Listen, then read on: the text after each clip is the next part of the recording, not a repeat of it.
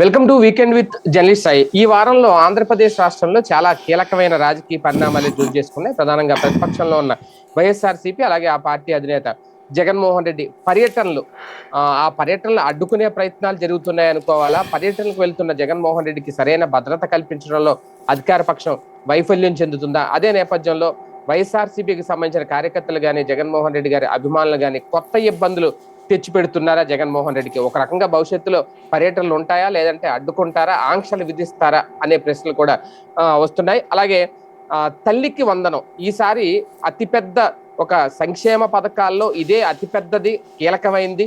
దీంతోనే మొత్తం టర్న్ అయిపోతే రాష్ట్ర రాజకీయాలు అన్నట్టుగా ప్రచారం అయితే కల్పించడంలో సక్సెస్ అయ్యారు. కానీ ఎంతవరకు ప్రజలకి అందించడంలో, ఒకప్పుడు అమ్మఒడి అనే కార్యక్రమం ఎంత అద్భుతంగా నిర్వహించారో, తల్లికి వందనం అంతగా రీచ్ అవ్వగలిగారా లేదా అనేది. అలాగే లిక్కర్ స్కామ్ లో ఇంకా వరుస అరెస్టులు కొనసాగుతున్నాయి. తాజాగా చెవిరెడ్డి భాస్కర్ రెడ్డి గారిని అరెస్ట్ చేయడం, ఆ తర్వాత జరుగుతున్న పరిణామాలు. అలాగే నారా లోకేష్ ఢిల్లీ వెళ్ళొచ్చారు. ఢిల్లీ పర్యటనతో ఏం జరిగింది, గతంలో ఆయన నరేంద్ర మోడీని కలిసినప్పుడు వాళ్ళిద్దరి మధ్య జరిగిన సంభాషణ గురించి ఇప్పుడు బయట పెట్టారు. కీలక అంశాలే మాట్లాడారు. దాంతో పాటు త్వరలో జమిలీ ఎన్నికల ఖాయం అనేది ఖరారైంది. అయితే ఎప్పుడు జరుగుతా ఏంటి అనే దానికి సంబంధించి అయితే వివరాలు రావాల్సి ఉంది. అలాగే జనగణన కార్యక్రమం కూడా మొదలు పెడతారు అనేది కూడా. ఓవరాల్ గా వీటన్నిటి మీద చర్చించే ప్రయత్నం చేద్దాం వాళ్ళకి వీకెండ్ విత్ జర్నలిస్ట్ స్థాయిలో. సార్, ముందుగా జగన్మోహన్ రెడ్డి పర్యటనకు సంబంధించి రేపొద్దున్న ఒక బలమైన ఆంక్షలు ఉంటాయా, లేకపోతే ఆయన పర్యటన అడ్డుకునే ప్రయత్నం చేస్తుందా? రెంటపాళ్లలో ఆయన పర్యటన జరిగిన తర్వాత అక్కడ జరిగిన సంఘటనలు కానీ, ఇప్పుడు తర్వాత దాని మీద జగన్మోహన్ రెడ్డి గారు మాట్లాడిన మాటలు, అలాగే చంద్రబాబు నాయుడు గారు చేసిన వ్యాఖ్యలు చూస్తే ఓవరాల్ గా ఏం జరగబోతోంది అనిపిస్తోంది? అంటే ఎవరో మరి బాబు గారి చుట్టూ ఉన్నటువంటి టీంలో లోపమేమో అనిపిస్తుంది నాకు. ఎందుకంటే దారిని పోయే తాచుపాముని తోక తొక్కి పైకి మీదకి తీసుకొచ్చుకున్నట్టు అయింది, అంత మించేం లేదు. ఇప్పుడు జగన్ ఒక టూర్కి పోతాడు, మీరు ఆల్రెడీ మన పత్రికలు ఉన్నాయి, దాంట్లో అతని గురించి బెట్టింగ్ అని రాశారు. తర్వాత వైసీపీ వాళ్ళు లెక్క చెప్తుంది ఏంటి, అతని దగ్గర 40-50 కోట్లు ఆస్తుందట చచ్చిపోయిన అతనికి. అతను బెట్టింగ్ చేయాల్సినంత సీనే లేదు. రెండోది ఏంటంటే ఈవెన్ మొన్న వాళ్ళ నాన్న పోలీసులకు ఒక అప్లికేషన్ పెట్టుకున్నాడట, మేము దగ్గరగా 3000 కిలోల మటన్ భోజనాలు పెడతాము అని చెప్పేసి. దానికి పర్మిషన్ ఇవ్వలేదటాడు. అంటే భోజనాలు వాళ్ళు మటన్తో చికెన్తో భోజనాలు అంటే 3000 కిలోలు మటన్ చికెన్ భోజనాలు పెట్టడం అంటే ఏ రేంజ్లో, ఎన్ని లక్షల మంది, కనీసం ఒక 50,000 మంది అంటారు కదా 3000 కిలోలు. అంతమంది జనాలకి భోజనం పెట్టడానికి తగినంత సంపద ఉన్నోళ్ళు డబ్బులు లేక ఆత్మహత్య చేసుకున్నాడు ఏదో. అంటే ఇది ఎట్లా ఉంటుందంటే, మనం నరేంద్ర మోడీని ఆ మధ్య టీ అమ్ముకోవడానికి కూడా పనికిరానోడు అని ఎట్లయితే ప్రచారం చేశారో అట్లాగంటే మనకి నచ్చని మనిషిని చాలా దారుణాతి దారుణంగా అవమానిస్తారనమాట. క్యారెక్టర్ అసాసినేషన్ అంటే వ్యక్తిని దెబ్బ కొడితే వ్యక్తి మానసికంగా కుంగిపోవాలి, ఆ వ్యక్తి చుట్టూ ఉండేవాళ్ళు కూడా అతన్ని అనుమానపు దృక్కులతో చూడాలి. ఇప్పుడు ఎన్టీఆర్ గారిది ఏం చేశారు, అప్పుడు ఆయన్ని ఎంత అవమానకరంగా మార్చేశారు. ఆయన స్టెరాయిడ్స్ వాడతాడు, లేకపోతే అమ్మాయిలు పిచ్చోడు, చివరికి చెప్పులు వేసేటప్పటికి ఆయన అప్పటిదాకా మానసికంగా స్ట్రాంగ్గానే ఉన్నాడు. చెప్పులు వేసేటప్పటికి మనిషి నేనేంటి, ఇంత గొప్ప జీవితాన్ని అనుభవించిన ఏంటి, చివరికి బహిరంగంగా నడి రోడ్డు మీద చెప్పులు వేయించుకోవాల్సి వచ్చిందా, నా కర్మ ఏంటి అని ఆ రోజు నుంచి ఆయన మానసికంగా కుంగిపోయాడు. అక్కడ వేసిన వాడికి ఎన్టీ రామారావు ఏదో చేయడం కాదు, మానసికంగా కుంగదీయడం. అది ఇదేంటంటే యుద్ధంలో కొత్త మోడల్. అప్పటి నుంచి నేరేషనే స్టార్ట్ అయింది. అయితే అట్లాంటి నేరేషన్ని తట్టుకుని నిలబడ్డాడు రాజశేఖర రెడ్డి, జగన్మోహన్ రెడ్డి. అలాంటి నేరేషన్తో మనిషే చనిపోయాడు ఎన్టీ రామారావు, సాంతం రాజకీయాలు వదిలేసి జంప్ అయిపోయాడు చిరంజీవి, చివరికి వాళ్ళతోనే కలిసిపోయాడు పవన్ కళ్యాణ్, ఒక్క నిలబడుతున్నాడు ఇప్పుడు జగన్మోహన్ రెడ్డి. అంతే తేడా ఇక్కడ. ఈవెన్ బీజేపీ కూడా వాళ్ళతో కలిసిపోయింది, ఎందుకు ఈ గొడవ అంతా అని చెప్పేసి. ఆ తరహా వ్యక్తిత్వ హననం చాలా అసహ్యకరమైన హననం చేస్తారన్నమాట. ఇప్పుడు అతన్ని ఆ విధంగా ఇప్పుడు ఎక్కడ ఎందుకు కొమ్మినేని చేశారు, ఎంత వ్యక్తిత్వ హనం. 47 ఏళ్ల సుదీర్ఘమైనటువంటి జర్నలిజం అనుభవం ఉన్నటువంటి వ్యక్తి. ఆ రోజున కూడా అతను మాట్లాడాల, మనం కూడా అతను దాంట్లో ఒక తప్పు పట్టాం, ఖండించి ఉండాల్సింది అతను అనేసి. అంతే తప్పించి అతను ఎప్పుడన్నా జర్నలిజంలో తన వృత్తి ప్రమాణాలను నమ్ముకున్నాడా? ఇప్పుడు అదే చంద్రబాబు గారి దగ్గర నేరుగా చనువు ఉన్నటువంటి వ్యక్తి ఒకప్పుడు. తన వృత్తిలో తను బానిసగా పనిచేయలేకపోతే ఉద్యోగం తీపిచ్చేస్తానని చెప్పి తీపిస్తే గుండిగా నిలబడి బతుకుతున్నాడు. ఆధిపత్యాన్ని తట్టుకోలేక నిలబడ్డటువంటి వాడు. అలాంటి మనిషిని కూడా ఎంత వ్యక్తిత్వ హననం చేశారు. ఇక్కడ ఎక్కడెందుకు పవన్ కళ్యాణ్కి తెలియదా ఎంత వ్యక్తిత్వ హననం అయ్యాడో ఆ రోజున. సరే ఇవాళ కాంప్రమైజ్ అయిపోయాడు ఆయన వీళ్ళని తట్టుకోలేక. అలాంటి పరిస్థితి ఇప్పుడు ఇతన్ని చేశారు, అయిపోయింది. ఆ మొక్కనే 4 రోజులు చేసుకోవచ్చుగా. ఇక అలా కాకుండా మధ్యలో జగన్ వెళ్ళనివ్వకూడదు, జగన్ వెళ్ళాలంటే భయపడాలి, జగన్ వెంట తిరగాలంటే భయపడాలి అంటే అదేమో మాస్ క్యారెక్టర్. అతని వెనకాల ఉండే బ్యాచ్ అంతా మాస్ బ్యాచ్ ఎక్కువ. జగన్ అంటే పడిసొచ్చే వాళ్ళలో మాస్ ఎక్కువ. లైక్ ఇప్పుడు సినిమా హీరోలు వచ్చినప్పుడు మీరు అటు వెళ్ళొద్దు అంటే మీదకి వెళ్ళిపోతారు చూడండి. ఇప్పుడు పవన్ కళ్యాణ్ మీదకి వెళ్ళొద్దంటే ఆగుతారా? పవన్ కళ్యాణ్ ఆగండ్రా నాయన అన్నా సరే అరుస్తూనే ఉంటారు కదా, చూస్తుంటాం కదా. అతనికైనా ఇతనికైనా ఉండేది మాస్. వాళ్ళని ఆపలేరు.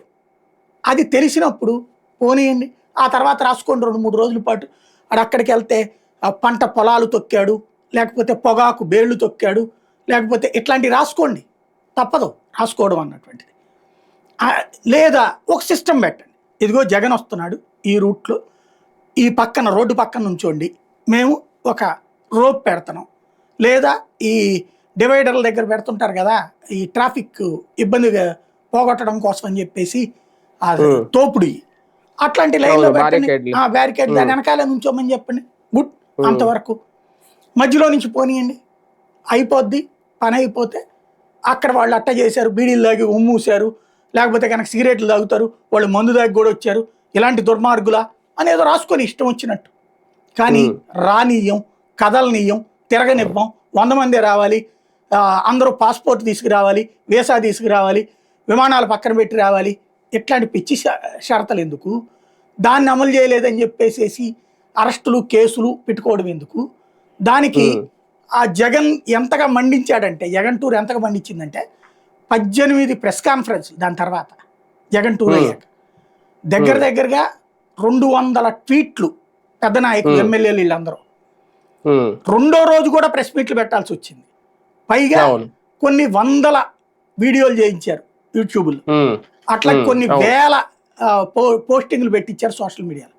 అంటే ఒక్క జగన్ టూర్ అంత కెలికేసింది, అంతగా వీళ్ళకి కోపం తెప్పించింది. ఎందుకని ఎన్ని రిస్ట్రిక్షన్స్ పెట్టినా సరే అన్ని వేల మంది వస్తారా అంటే ఇటు రేపు పొద్దున ఉంటే మనకి డేంజరే. కాబట్టి జగన్ వస్తే విధ్వంసం అయిపోతుంది, నాశనం అయిపోతారు, జనం అందరూ బ్రతకలేరు. ఇది మళ్ళీ మధ్యలో రంగంలోకి వచ్చేసారు పవన్ కళ్యాణ్, మళ్ళీ మధ్యలో రంగంలోకి వచ్చేసింది షర్మిల. విచిత్రం ఏంటంటే ఈవిడ గారిని హైదరాబాద్లో యాజిటేషన్ ఆపితే కారులో కూర్చుని చివరికి అదేది ఎత్తుకెళ్లే వెహికల్ వచ్చి తీసుకెళ్తున్నా కూడా అట్లాగే కూర్చుంది. ప్రజాస్వామ్యంలో హక్కు లేదా, ప్రజాస్వామ్యంలో హక్కు లేదా అని నిలదీసింది. వాళ్ళ అన్నని అట్టెళ్తాడు అని అడుగుతోంది.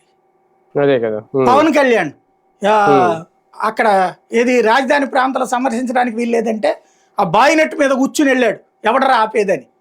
ఆయన ఇప్పుడు ఎట్లా వెళ్తారని అంటున్నారు. అంటే రోజు పోయే కొద్దీ విధానం మారిపోతుందా? ఓ రకంగా జగన్ పర్యటన వీళ్ళందరిలో ఉన్నటువంటి రెండో కోణాన్ని బయటపెట్టింది. బయటకు ఒక మాట మాట్లాడతారు, వాళ్ళ దగ్గరకు వస్తే ఒక మాట మాట్లాడతారు, ఎదురోళ్ళ దగ్గరకు వస్తే ఒక మాట మాట్లాడతారు. ప్రజాస్వామ్యం వాళ్ళకైతే కావాలి, ఎదురోడికి ప్రజాస్వామ్యాన్ని హననం చేయడానికి కూడా గొప్పగా చెప్పుకుంటారు. వీళ్ళల్లో ఉన్నటువంటి ఆ అమాయకత్వంగా నటించినటువంటి కోణం పక్కకి వెళ్ళిపోయింది. వీళ్ళల్లో ఉన్నటువంటి ఆ కోణం, రెండవ కోణం బయటికి తీసుకొచ్చింది అనమాట ఈ టూరు. అవును, అంటే వాళ్ళకో న్యాయం వీళ్ళకో న్యాయం అంతే కదా. మేము వెళ్ళేటప్పుడు ఎవడరా మమ్మల్ని అదేదా దీని మీద కూడా రాస్తుంటారు కదా, మమ్మల్ని ఎవడరా ఆపేది అనేది. వీళ్ళు వెళ్ళేటప్పుడు మమ్మల్ని ఎవడరా ఆపేది, అవతల వాళ్ళు వెళ్ళేటప్పుడు మాత్రం అట్టెళ్తారా, విధ్వంసం చేసేస్తారా, నాశనం చేసేస్తారా జనం. ఏమైంది, పోయాడు వచ్చాడు, ఏమవుతుంది అసలు? ఈ గొడవ లేకపోతే వాళ్ళిద్దరు చచ్చిపోయేవాళ్ళు కూడా కాదు. అది విచిత్రం ఇక్కడ. కానీ ఈ టూర్ ని లేదంటే ఇందులో జరిగిన ఫ్లెక్సీ వివాదం ఏదైతే ఉందో, రప్ప నరుకుతాం ఆ పుష్ప డైలాగ్ వాడడం, దాన్ని కూడా జగన్మోహన్ రెడ్డి గారు తెలివిగా క్యాష్ చేసుకున్నారా? నిన్న ఆయన మాట్లాడే చూస్తే అలా అతను ఏమన్నాడు, చాలా అమాయకంగా ఏంటదన్నా అని డైలాగ్ ఏంటి వీళ్ళు అదంతా పూర్తి వివరంగా dialogue చెప్పడం. తర్వాత అదే సినిమా డైలాగ్ అనుకుంటా, అంటే అక్కడేంటి అతను తెలుగుదేశం కార్యకర్త అట కదా అని అవును. వీళ్ళు ఎవరో చెప్పడం, తెలుగుదేశం కార్యకర్త అక్కడ రిపోర్టర్ అంటే చెప్పి ఆ కార్డు అట్లాంటోడు కూడా కూడా చూపించారు. మా వైపు మారిపోతున్నాడు అనమాట, ఇతను మోసం అది. చేస్తున్నాడని. ఆ తర్వాత అదేదో సినిమా డైలాగ్ అన్నారు కదా, నా సినిమా డైలాగ్ కూడా ఇట్లా మాట్లాడతారా, ఖండిస్తారా దానికి అంటాం. అంటే జర్నలిస్టులను అడ్డు పెట్టి వెటకారం చేశాడు గవర్నమెంట్. మామూలుగా అయితే ఆ సభ్యత్వ నమోదు టీడీపీలో ఉంది కాబట్టి టీడీపీ వాళ్ళు కుట్ర చేశారు మా మీద, అతను టీడీపీ అతను అనాలి. కానీ అలా అనకుండా తన క్లెయిమ్ చేసుకుంటూ అది టీడీపీ వైపుకి తిప్పి మాట్లాడడం అసలు నిన్న అది ఎలా అనిపించింది, అంటే ఎలా చూడాలి అంటే జగన్మోహన్ రెడ్డి గారి ఇక్కడ మనసులో మాట? లాజికల్ పాయింట్ ఏంటంటే, ఇదే తెలుగుదేశం అయ్యి ఉంటే ఖచ్చితంగా మీరు చెప్పిన కోణమే చేస్తుండే, వైసీపీ జనసేన కూడా మీరు క్యాండిడేట్ చెప్పిన కోణమే చేస్తుండే. వాళ్ళ వైపు నుంచి అయితే ఇదే మాట అనేవాళ్ళు, ఇదిగో చూసారా అనేసి. కుట్ర తెలుగుదేశం సంబంధించిన ఫ్యాక్ట్ చెక్ కూడా దాన్ని అతను తెలుగుదేశం సభ్యత్వంతో ఉన్నాడని ధృవీకరించింది చేస్తూ. అవును. అయితే అతను వైఎస్ఆర్సీపీ ఫీలింగే ఉంది, వాళ్ళ కుటుంబం కూడా కాంగ్రెస్ వాళ్ళే, మొన్న 24 ఎలక్షన్స్ ముందు మా పార్టీలో చేరారు, ఈ అబ్బాయికి మాత్రం ఆ ఫీలింగే ఉంది. కానీ ఎవరైనా చచ్చిపోతే 2 లక్షల రూపాయల పరిహారం వస్తుంది చూసి ఇప్పుడు 5 లక్షలకు పెంచారని తెలిసి మా సభ్యత్వం తీసుకున్నాడు. ఇది అతను ఏమన్నా చెప్పాడు ఈ మొక్కలన్నీ? సరే, ఒక రకంగా ఇది నిజమైతే కాదు, ఇది నిజమైతే ఇప్పుడున్న కోటి సభ్యత్వాల్లో మరి ఇలా ఎన్ని ఉంటాయో అయితే మరి దాదాపుగా 40% అయ్యే ఉంటాయి నాకు తెలిసి. మరి అంతే కదా, ఇప్పుడు వాళ్ళు చెప్పిన మాటే మనం తీసుకోవాలి కదా. 40% అయ్యే ఉంటాయి నాకు తెలిసి. ఎందుకంటే మేబీ అవ్వండొచ్చేమో మరి. దీంట్లో కొన్ని బెనిఫిట్స్ ఇచ్చారు వీళ్ళు. ఇంకోటి ఈ కార్డు ఉంటేనే గవర్నమెంట్ పథకాలు వస్తాయని కూడా చెప్పారు.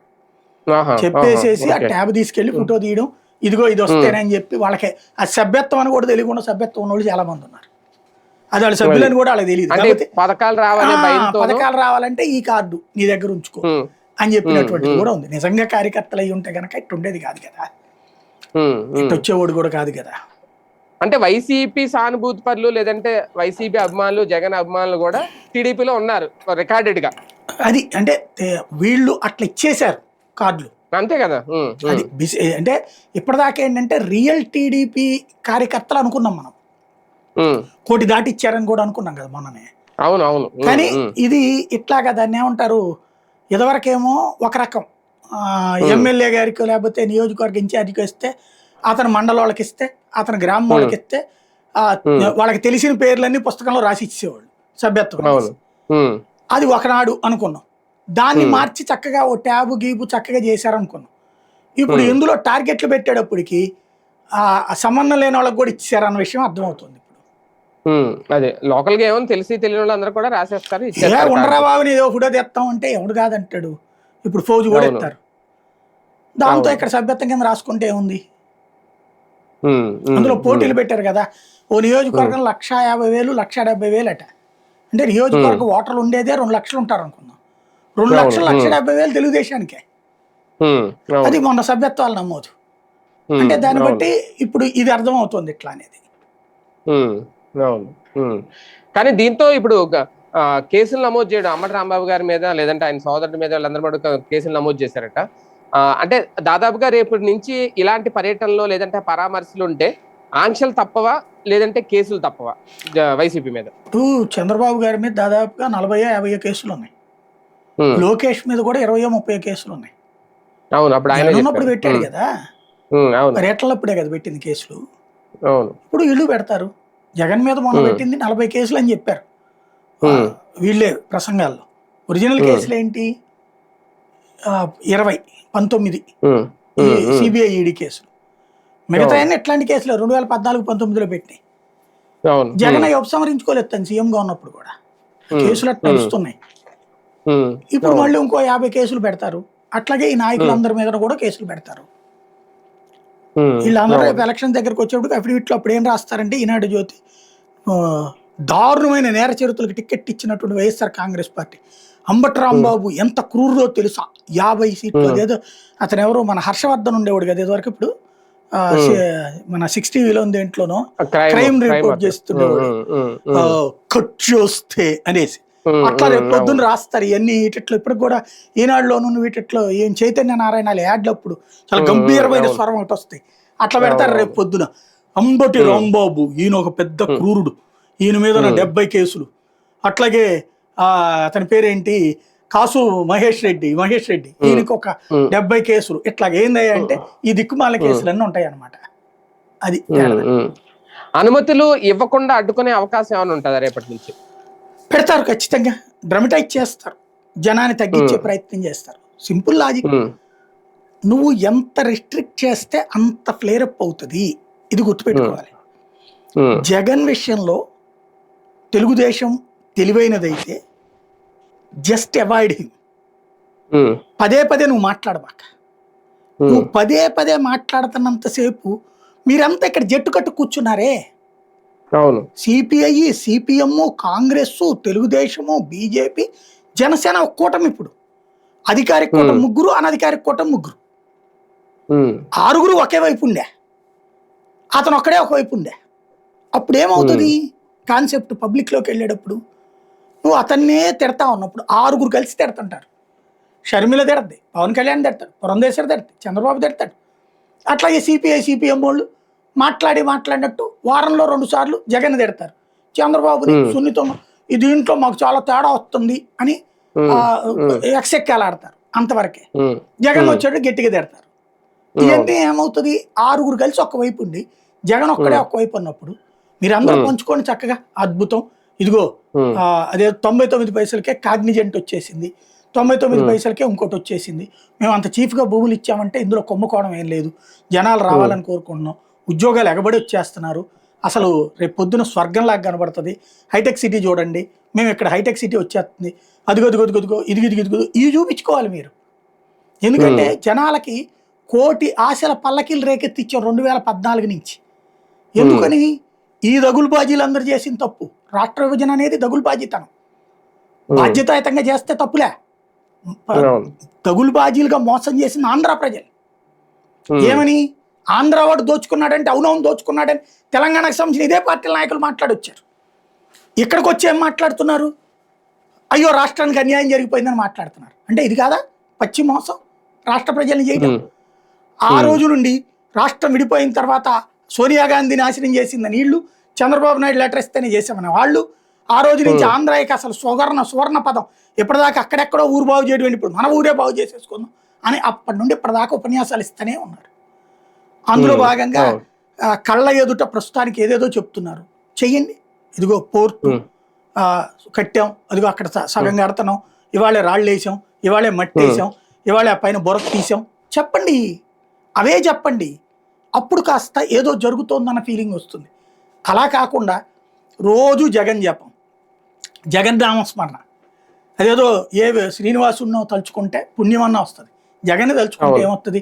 వీళ్ళ మాటల ప్రకారమే పాపం వస్తుంది కదా జగన్ తలుచుకుంటే. మరి ఎందుకు పాపం అనవసరంగా మాట్లాడుకోవడం అద్దాక? సార్ ఒకటి, మొన్న మిర్చి యార్డ్ దగ్గర అప్పుడు హెలీప్యాడ్ ఘటన జరిగింది ఏదైతే ఉందో, అప్పుడు హెలికాప్టర్ విండ్ షీల్డ్, అప్పుడు భారీగా జనం రావడం, మొన్న పొదిలి, ఓకే, ఇవన్నీ ఏడాది పాలన పూర్తవక ముందు జరిగింది. ఈ రెంట పాలన మాత్రం ఏడాది పాలన పూర్తయిన తర్వాత వచ్చిన జనం. ఎక్కడా కూడా అంటే ఇంతని లెక్క అయితే చెప్పలేం, కానీ వేలల్లోనే జనం వస్తున్నారు, జగన్ వస్తుంటే. అలాగే జగన్ ఏమి నేను పలానా పర్యటనకి వెళ్తున్నాను రెండని ఏం పిలిపివ్వట్లేదు, అక్కడ సమావేశం మీటింగ్ ఏం పెడుతున్నావు అంటే వాళ్ళు రావట్లేదు, వాళ్ళకి వస్తున్నారు అంతమంది జనం. ఇది అంటే ఈ జనాన్ని చూసి తెలుగుదేశం పార్టీకో లేదంటే కూటమికి ఒక భయం ఏమన్నా మొదలనాన్ని, అంటే జనంలో వచ్చిన ఒక విప్లవాత్మక మార్పు వస్తుందన్న నిన్న జగన్మోహన్ రెడ్డి గారు అన్నట్టు ప్రజల్లో ఏమన్నా మార్పు వస్తుందా?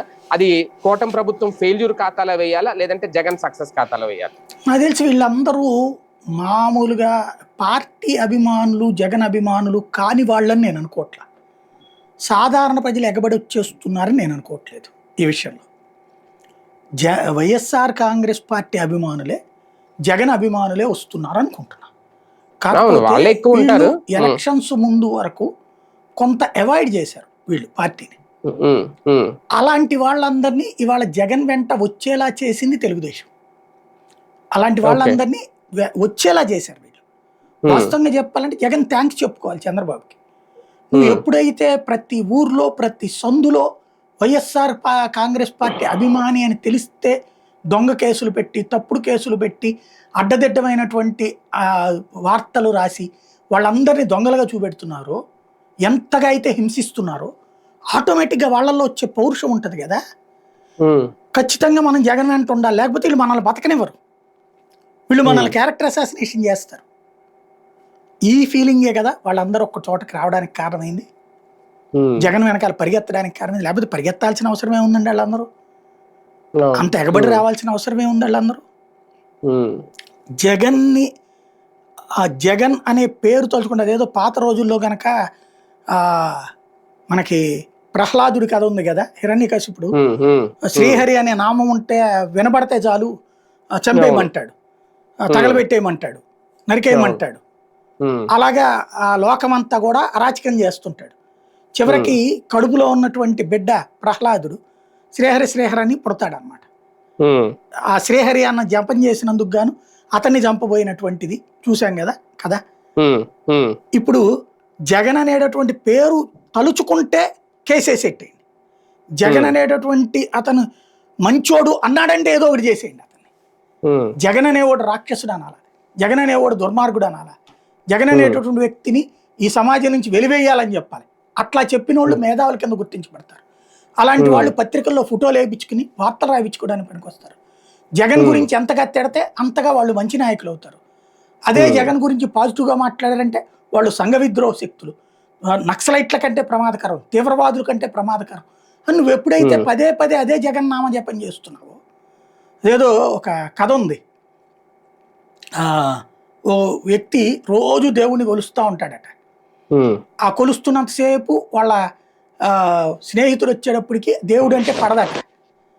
పద్దాక ఇతను దేవుణ్ణి పూజ చేస్తున్నంతసేపు అతను తిడతా ఉంటాడంట దేవుడి పేరు చెప్పి, మీ దేవుడు ఏం చేశాడు, మీ దేవుడు ఏం చేశాడని. తర్వాత ఇద్దరు చనిపోయారట. స్వర్గం దగ్గరన ఫస్ట్ అతను వెళ్ళాడంట, ఎవరు తిట్టే అతను. ఈయన నిదానంగా వెళ్ళాడట వెనకాల. ఇదేం స్వామి ఆడంత పాపాత్ముడు రోజు మిమ్మల్ని తిడతంటే అతన్ని లోపలికి రానిచ్చారు, నేనేమో నిదానంగా రావాల్సి వచ్చింది ఏంటిది అంటే అతను పుష్పక విమానాలు తెచ్చామయ్యా అని చెప్పారట. అంటే ఇది కథే. ఏంటి అంటే అదేంటి స్వామి అంటే, మరి అతను నీతో గొడవ పడతా రోజు నా పేరు 100 సార్లు తలుచుకుంటున్నాడు, నువ్వు 40 సార్లే తలుచుకున్నావు. ఇది అట్లాగే ఇప్పుడు జగన్ అభిమానులు జగన్ని తలుచుకుంటుంది 30 సార్లే, వీళ్ళు 70 సార్లు తలుచుకుంటున్నారు. అట్ట తయారవుతుంది వ్యవస్థ. అంటే జనాలు కూడా గుర్తు చేస్తున్నారు, జనం మర్చిపోకుండా. అంతే. ఇప్పుడు జగనేమిచ్చాడు అన్నారు అనుకోండి, ఏమిచ్చాడు వాళ్ళు గుర్తు తెచ్చుకుంటారు. అదే కదా, జగన్ రాష్ట్రాన్ని నాశనం చేస్తుంటే మేము ఇచ్చామంటే ఓహో అతను నాశనం చేశాడా, మరి మా డబ్బులు మాకు ఇచ్చాడే, అప్పు మరి ఈయన చేస్తున్నాడే, ఇదే వస్తుంది కదా చర్చ. ఇది కామన్ గా ఆలోచిస్తే అర్థం అవ్వాలి. ఓవర్లుక్ చేయాల్సిన అంశాన్ని ఎత్తిన పెట్టుకుంటున్నారు. ఇక్కడ సింపుల్ లాజిక్ ఏంటంటే నరేంద్ర మోడీ తెలివితేటలు వీళ్ళకి అర్థం కాల. మీరు నరేంద్ర మోడీ ఎప్పుడన్నా రాహుల్ గాంధీని డైరెక్ట్ గా విమర్శించడం చూసారా? కాంగ్రెస్ గురించి డైరెక్ట్ గా తిట్టడం చూసారా? రోజు మాట్లాడడం చూసారా? గత 11 ఏళ్లలో ఓన్లీ బహిరంగ సభలప్పుడు, ఎలక్షన్స్ అప్పుడు, అది కూడా మోడీని వీళ్ళు తిడతన్నప్పుడు దానికి కౌంటర్ గా ఒక 5 నిమిషాలు మాట్లాడి వదిలేస్తాడు. 5 నిమిషాలే మాట్లాడతాడు. మిగతాదంతా ఏం చెప్పుకుంటాడు? నేను దేశాన్ని అభివృద్ధి చేశా, ఆర్థికంగా ఎట్లా తెచ్చా, డెవలప్మెంట్ ఎట్లా తెచ్చా, ఇవి చెప్పుకుంటాడు. మీరు అబ్జర్వ్ చేయండి, మోడీ బీజేపీ ఎక్కడైనా సరే కాంగ్రెస్ ను విమర్శించేది అది తక్కువ. వాళ్ళు ఎప్పుడైనా కామెంట్ చేసినప్పుడు స్పందిస్తారు అంతే. రోజు నిద్ర లేచిన దగ్గర నుండి కాంగ్రెస్ ఈ దేశాన్ని నాశనం చేస్తుంటే నేను కాపాడా, కాంగ్రెస్ ఈ దేశ ఆర్థిక వ్యవస్థ నాశనం చేస్తే 11లో పెడితే నేను 4వ స్థానంలోకి తెచ్చా, కాంగ్రెస్ పార్టీ ఉన్నటువంటి సందర్భంలో 12 లక్షల కోట్లు అయితే నేను ఇన్ని లక్షల కోట్లు తెచ్చా, 50 లక్షల కోట్లు అలా మోడీ. అభివృద్ధి పదంలో ముందుకెళ్తున్నాం, దేశాన్ని ముందుకు తీసుకెళ్తున్నాం, దేశం అభివృద్ధి చెందుతోంది, పాజిటివ్ పాయింటే తీసుకొస్తాడు అతను. కాంగ్రెస్ని ఎలక్షన్స్ అప్పుడు విమర్శిస్తాడు. లేదా కాంగ్రెస్ వాళ్ళు బాగా రాహుల్ గాంధీ ఎన్ని తిడతాడు మోడీని, రాహుల్ నిరంతరం మోడీ జపం చేస్తాడు. కానీ మోడీ రాహుల్ గాంధీ పేరెత్తి మాట్లాడేది ఎప్పుడు? అది strategy. Just avoid him, just avoid. అప్పుడు వీళ్ళెవ్వరూ మాట్లాడలేదు అనుకోండి జగన్ గురించి, జగన్ ఏం చెప్పుకోవాలి నాకు తెలియక అడుగుతా. రోజు వీళ్ళందరూ ప్రెస్ మీట్లలో ఇదిగో మొన్ననే మైక్రోసాఫ్ట్ వాళ్ళతో మాట్లాడాం, ఇవాళ కాగ్నిజెంట్ వాళ్ళతో మాట్లాడాం, ఎస్ఆర్ఎం యూనివర్సిటీ వచ్చింది, రేపు పొద్దున ఆక్స్ఫర్డ్ యూనివర్సిటీ రాబోతుంది, అదిగో అమరావతిలో ఇది వచ్చింది, లేకపోతే బెజవాడలో ఎట్టొచ్చింది, గుంటూరులో ఈ డెవలప్మెంట్ చేసాం, విశాఖపట్నం ఇట్లా చేసాం ఇవే మాట్లాడుతున్నారు అనుకోండి, జగన్ ఏం చెప్పాలి? అవును. మాట్లాడడానికి ఏముంది టాపిక్ అప్పుడు? ఉమ్. ఇది ప్రాక్టికల్ గా ఆలోచించాలి. ప్రాక్టికల్ గా 24 గంటలు జగన్ చెప్పమే చేసుకుంటూ ఉన్నంతసేపు జగనే గుర్తుకొస్తాడు జనానికి. కంపేర్ చేస్తా నువ్వు దెబ్బతింటావు, అది గుర్తుపెట్టుకో. ఫస్ట్ ఏడాది అన్ని పూర్తి చేసినోడు అతను. ఒక్కటంటే ఒక గ్యాస్ సిలిండర్ ఏడాది మొత్తం మీద ఇచ్చింది నువ్వు. పెన్షన్ నువ్వు 1000 పెంచావు, ఆయన 250 పెంచాడు. అతను చెప్పింది అతను పెంచాడు, నువ్వు చెప్పింది నువ్వు పెంచావు, అంతే. నవరత్నాలు కంప్లీట్ గా ఇచ్చాడు అతను ఏడాదికి, నువ్వు ఇక్కడ ఇవ్వాల సూపర్ 6 ఒక్కటి ఇచ్చి 1000 రోజులు చెప్పుకుంటున్నావు. ఒక ఏడాది లాస్ ఒక రకంగా ఇప్పుడు అన్ని పథకాలు కంప్లీట్ గా. ఇంకోటి ఇవాళ నిన్న 20వ తారీఖుకి మనం ఇది అన్నారు, అన్నదాత సుఖీభావ అన్నారు కదా మొన్న 20కని. ఏది 20వ తారీఖున? అసలు దాన్ని ఊసేస్తట్లా, కనీసం ఏం జరిగిందో కూడా చెప్పట్లా. అదే ఇదివరకు జ్యోతోళ్ళు అయితే కనుక రేపు ఇస్తానికి డబ్బులు లేవంట, 300 కోట్లు ఉన్నాయంట, కాకపోతే బటన్ ఆ రోజు నొక్కేసి వారం రోజుల పాటు వేస్తారంట. ఇట్లాంటి అతని గురించి మెటికల్ విరుస్తా ఆడాళ్ళు కనుక పంపుల దగ్గర గొడవ పడేటప్పుడు ఎట్ట విరుచుకుంటుంటారు, అట్లాగా రాస్తది జ్యోతి. అంటే కొన్ని ప్రకటించేసి స్కిప్ చేసేస్తున్నారు, దాని ప్రస్తావన రావట్లేదు. అది ఇప్పుడు ఆ స్పౌజ్ పింఛన్ కూడా అదే కదా, మన 12వ తేదీని ఇచ్చేస్తాం ఘనంగా 76,000 మందికి రాష్ట్ర వ్యాప్తంగా ఒక లెక్క చెప్పారు. అవును, మళ్ళీ ఏమైపోయిందో తెలియదు. అది తర్వాత అన్నారు, ఆ డేట్ కూడా ప్రకటించలేదు ఇప్పటికీ కూడా. లేదు, మొన్న డేట్ ప్రకటించి ఆ రోజు ఇవ్వబోతున్నారు రేపే అని 12 అన్నారు. అదే 12 డేట్ తర్వాత ఇంకో డేట్ అన్నారు, ఆ డేట్ ప్రకటించలేదు అంటున్నారు. అది లేదు, 12వ తారీఖుదే ఎందుకు ఆపారో కూడా చెప్పలేదు ఎవరికి. కనీసం అది ఫ్రంట్ పేజీలో కూడా పెట్టలే. లేదు, అదేనేది లోపల పేజీలో అది ఎవడు చదవని చోట వేస్తారనమాట.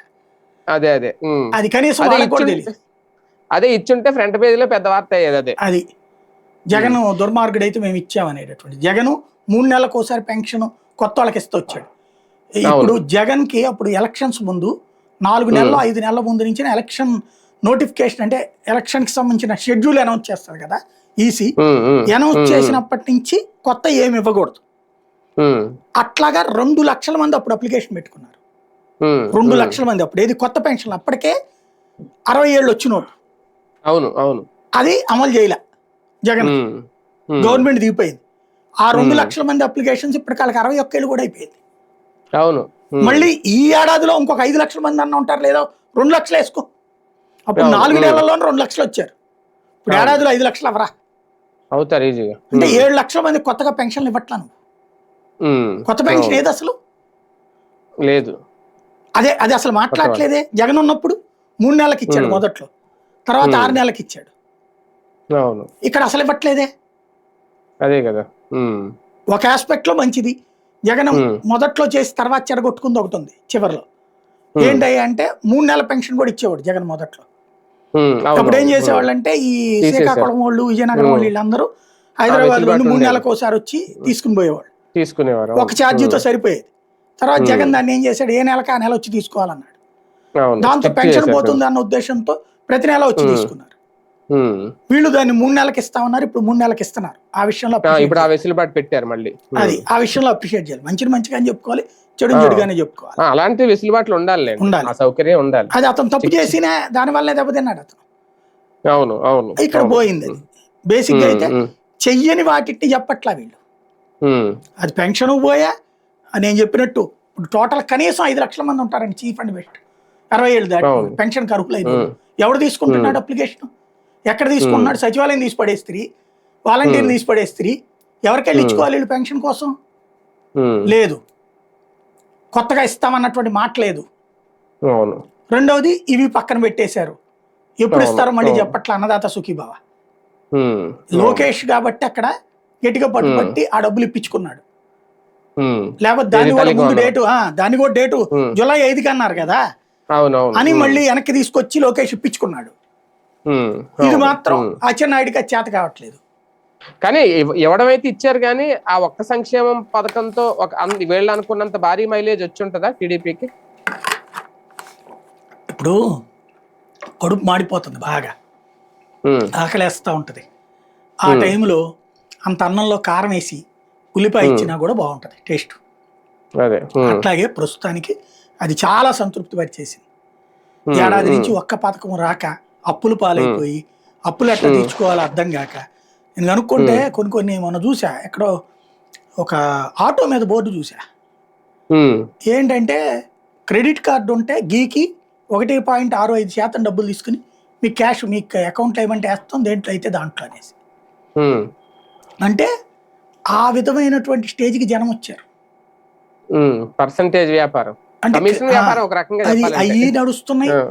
అప్పులు 5,000, 10,000 అప్పులు, కాల్ మనీ వ్యవహారాలు వచ్చేస్తున్నాయి.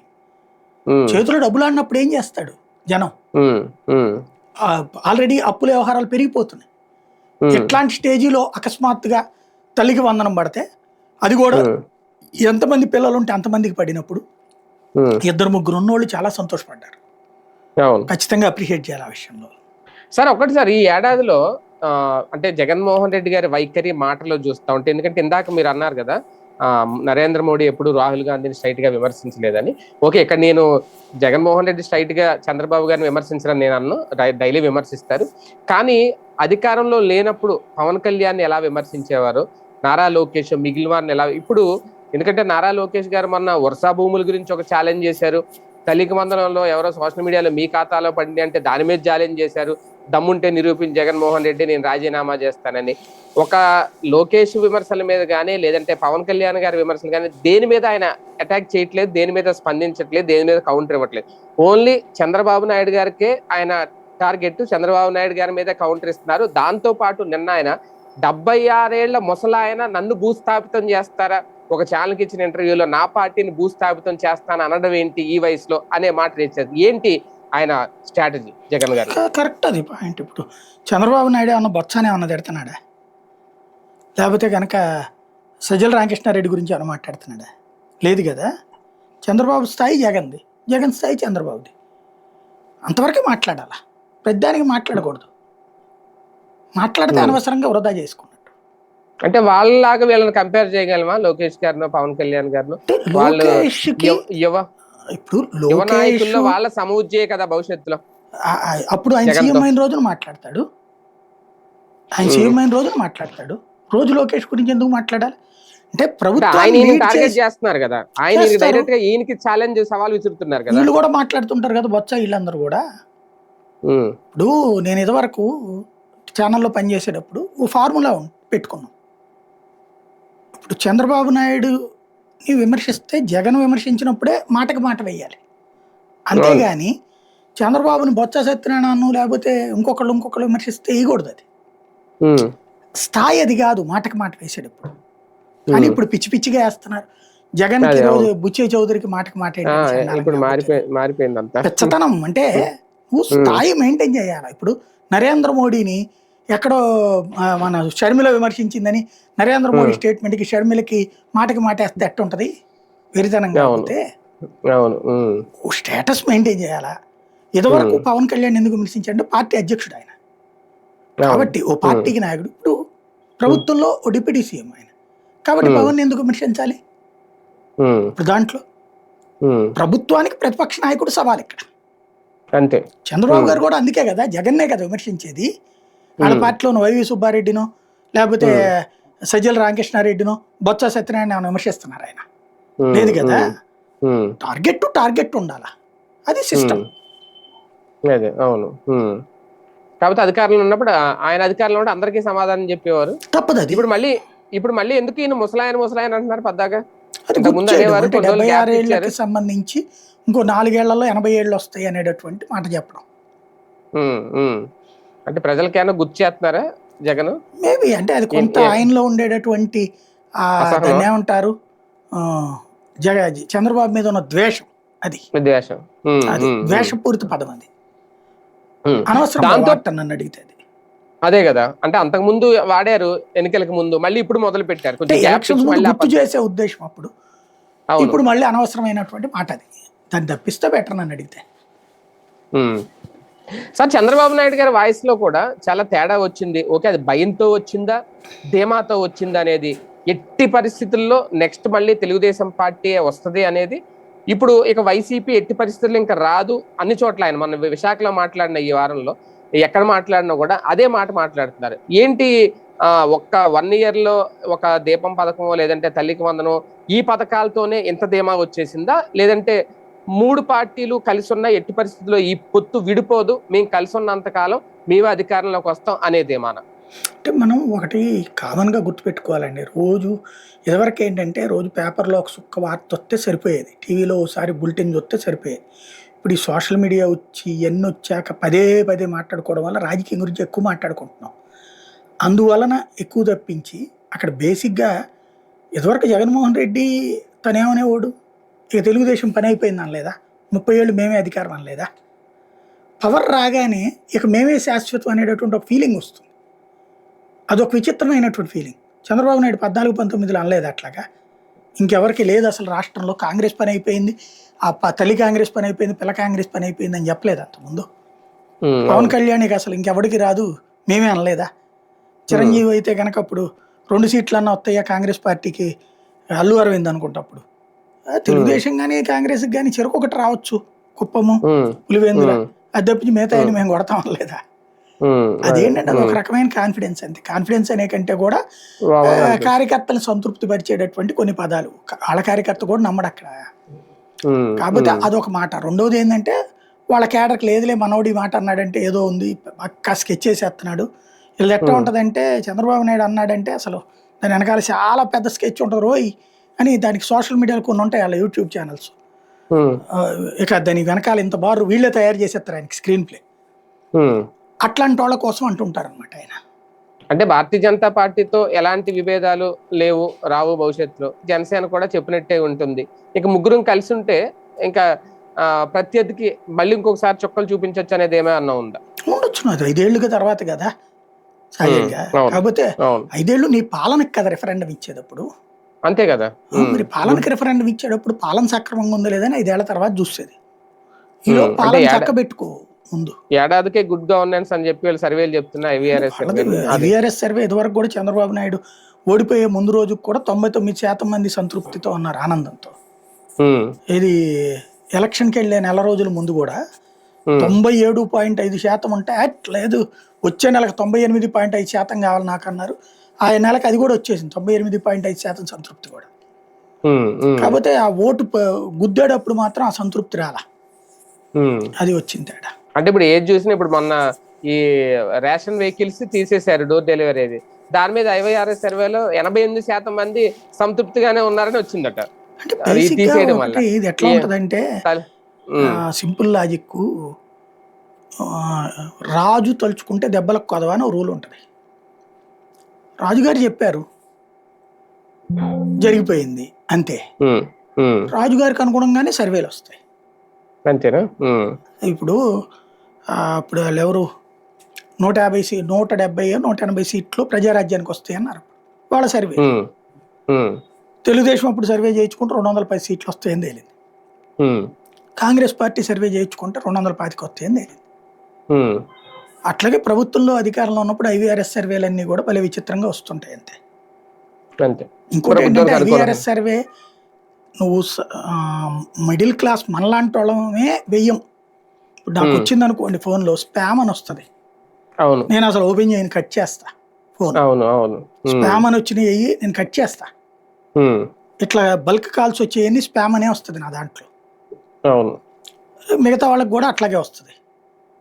ఎవరు ఎడ్యుకేటెడ్ ఎత్తరు, అన్ఎడ్యుకేటెడ్ ఎత్తుతారు. వాళ్ళకి అసలు ఆ బటను ఇప్పుడు ఫోన్ వాళ్ళు రాగానే ఇదంటే 1 నొక్కండి, ఇదంటే 2 నొక్కండి అంటాడు. ఇదంతా విని అక్కడ కీప్యాడ్ ఓపెన్ చేసుకోవాలి. ఈలోపు ఏది చేతికి దొరికిందో కూడా తెలియదు వాళ్ళకి. అవన్నీ ఇదేంటంటే సరిగ్గా లోకేష్ గారు కూడా ఆ మధ్యన అన్నారు, నాకు అనిపించింది మనకి సుదీర్ఘ అనుభవం ఉంది, అనేక మంది జర్నలిస్టులు మనం తయారు చేసిన వాళ్ళు ఉన్నారు చాలా చోట్ల గ్రౌండ్ లెవెల్ నుంచి. నిజాయితీగా ఓ ఫీడ్బ్యాక్ ఇద్దాం మనం. కాకపోతే ఆయన అన్న సర్వే ఏంటంటే పాయింట్ అది అదే మాకు ఫీడ్బ్యాక్ కరెక్ట్ ఫీడ్బ్యాక్ రావాలి. నాకు చాలా బాధ్యత అనిపించింది లోకేష్ దగ్గర. మా వాళ్ళంతా అద్భుతంగా ఉందనే చెప్తారు, బట్ ఒరిజినల్ ఫీడ్బ్యాక్ సరైనది రావాలి మాకు అని ఆయన చాలా బాధ్యతగా చెప్పారు. ఇప్పుడు నాకేమనిపించిందంటే మన దగ్గర ఇంతకుముందు మీకు తెలుసు జెమినీలో చేసిన, TV9లో చేసిన, AB24/7 చేసిన, Prime 9 చేసిన, దగ్గర కనీసం ఓ జిల్లాలో 10 మంది 15 మంది అంటే ఒక నియోజకవర్గంలో కనీసం 3-4 మనం తయారు చేసిన వాళ్ళు లేకపోతే మన దగ్గర చేసిన వాళ్ళు ఉంటారు. ఉమ్, వీళ్ళకి ఫీల్డ్ పబ్లిక్ అలవాటు ఉంటుంది. ఉమ్, మనం ఒక ఫీడ్బ్యాక్ ఇచ్చి తీసుకోండి అయ్యే జనం నుంచి అంటే అప్పుడు సర్వేలు కూడా చేయించాను కదా నేను. ఆ సర్వేలు మీకు తెలుసు 70 to 80% యాక్యురసీ వచ్చినాయి అప్పుడే. ఉమ్, ఉమ్, ఉమ్, అట్లాగా మనం ఈ చేయించి వీళ్ళకి సరిగ్గా ఫీడ్బ్యాక్ ఇస్తే ఎట్లా ఉంటుంది అనిపించింది. కానీ ఉమ్, మనల్ని నమ్మిస్తారా వీళ్ళు ఆ సర్వే? ఉమ్, అంత ఖర్చు పెట్టుకుంటుందా ప్రభుత్వం ఉమ్. అని ఆలోచించి వదిలేశాను నేను. ఇంకా అవును, అది అంటే వాస్తవంగా సర్వేలు కూడా వాళ్ళకి అనుకూలంగా వస్తేనే అనుకూలమైన జెన్యూన్, వాళ్ళతో లేదంటే నువ్వు ఎప్పుడు జెన్యూన్ సర్వే కాదా. చేయించుకోబాక, వ్యతిరేకమైన వాళ్ళతో చేయించుకోబాక, న్యూట్రల్గా ఉండే వాళ్ళతో చేయించుకో. ఇప్పుడు మనకి మంచి చేస్తే మంచి అని చెప్తాం, చెడు చేస్తే చెడు అని చెప్తాం. మనకి ఎవరు శత్రుత్వం లేదు, అవును. అలాగని ఎవరు మిత్రులు కాదు. అందరూ అవును, మిత్రులే, అవును. అందరూ శత్రువులే. ఇంకో రకంగా ఉమ్, చెప్పాలంటే ఉమ్, మనం ఆ ఉమ్, రూట్లో పోతున్నాం. అవును. మనం కరెక్ట్ ఫీడ్బ్యాక్ ఇవ్వగలం. ఇప్పుడు ఉమ్, మనం ఇప్పుడు ఇందాక మీరు అన్నారు తల్లికి వందనం ఏంటి అనేది కరెక్ట్ అనేది, బాగా సంతోషపడుతున్నారు వాళ్ళు అని చెప్తున్నాను నేను. ఉమ్, అదే ఉమ్, సందర్భంలో రైతుకి రాలేదు అని చెప్తున్నాను. అంటే జెన్యూనిటీ కావాలా. ఉమ్, ఊరికినే ఏది పడితే అది వాగేసేసి, అంటే తెలుగుదేశానికి అనుకూలంగా ఒక రకంగా వాగటం, వైసీపీకి అనుకూలంగా ఇంకో రకంగా వాగటం నాకు నచ్చదు. ఏది ఉంటే అది ఫెయిర్గా మాట్లాడుకుందాం. ఉమ్, ఇది అవును, ఫీడ్బ్యాక్కి మీకు అట్లాంటిది కావాలి. But you um, should accept it or deny it, అవును, నో డౌట్. ఉమ్, కానీ ఉమ్, దాన్ని ఉమ్, వ్యతిరేకంగా ద్వేషించక అవును, చేస్తే కరెక్ట్గా ఉంటుంది నీకు ఫీడ్బ్యాక్. ఉమ్, ఇదిగో ఉమ్, ఏమేమి కోరుకుంటున్నారు, ఎట్లాగ ఎక్స్పెక్ట్ చేస్తున్నారు. ఇది ప్రతి 6 నెలలకు ఒకసారి ఒక ఫీడ్బ్యాక్ తీసుకుంటే, లేదా ప్రతి పథకానికి ఒక ఫీడ్బ్యాక్ తీసుకుంటే అప్పుడు వీళ్ళు మార్పు చేర్పులు చేసుకోవచ్చు. ఎందుకంటే 4 ఏళ్ళు ఉంది, ఉమ్. సెట్ చేసుకోగలిగితే బాగుంటుంది. నారా లోకేష్ గారు ఢిల్లీ వెళ్ళడం, ఢిల్లీ పెద్దల్ని కలవడం ఓకే. అయితే మొన్న లాస్ట్ టైం ఫ్యామిలీతో వెళ్ళి నరేంద్ర మోడీ గారితో భేటీ అయినప్పుడు అప్పుడు జరిగిన సంభాషణని ఇప్పుడు బయట పెట్టారు. ఆయన ఒక రకంగా ఆ అంటే ఆయన దాదాపు 25 ఏళ్లుగా ఆయన అధికారంలో గుజరాత్ గా సీఎం చేశారు. ఇప్పుడు వరుసగా 3వ సారి ప్రధానిగా చేస్తున్నారు. ఆయన సలహాలు అవసరం, తప్పనిసరిగా తీసుకోవాలి.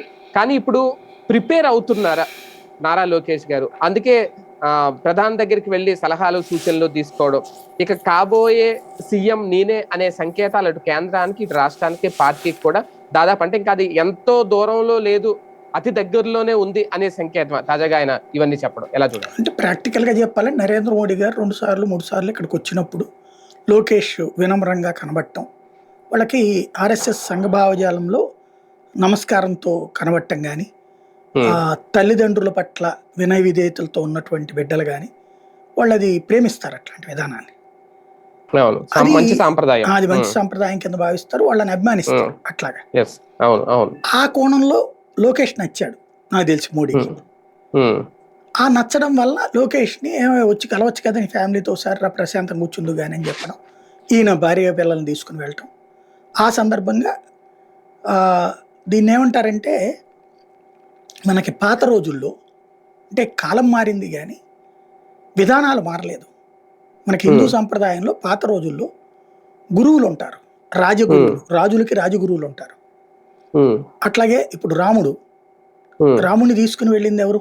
వాళ్ళ రాజగురువు గారే కదా. తీసుకువెళ్తేనే కదా అప్పుడు జ్ఞానబోధ అంతా చేసింది, యుద్ధ విద్యను నేర్పింది. అట్లాగే ఏం చెయ్యాలి, రాజధర్మం ఏంటి అనేటువంటిది నేర్పారు కదా.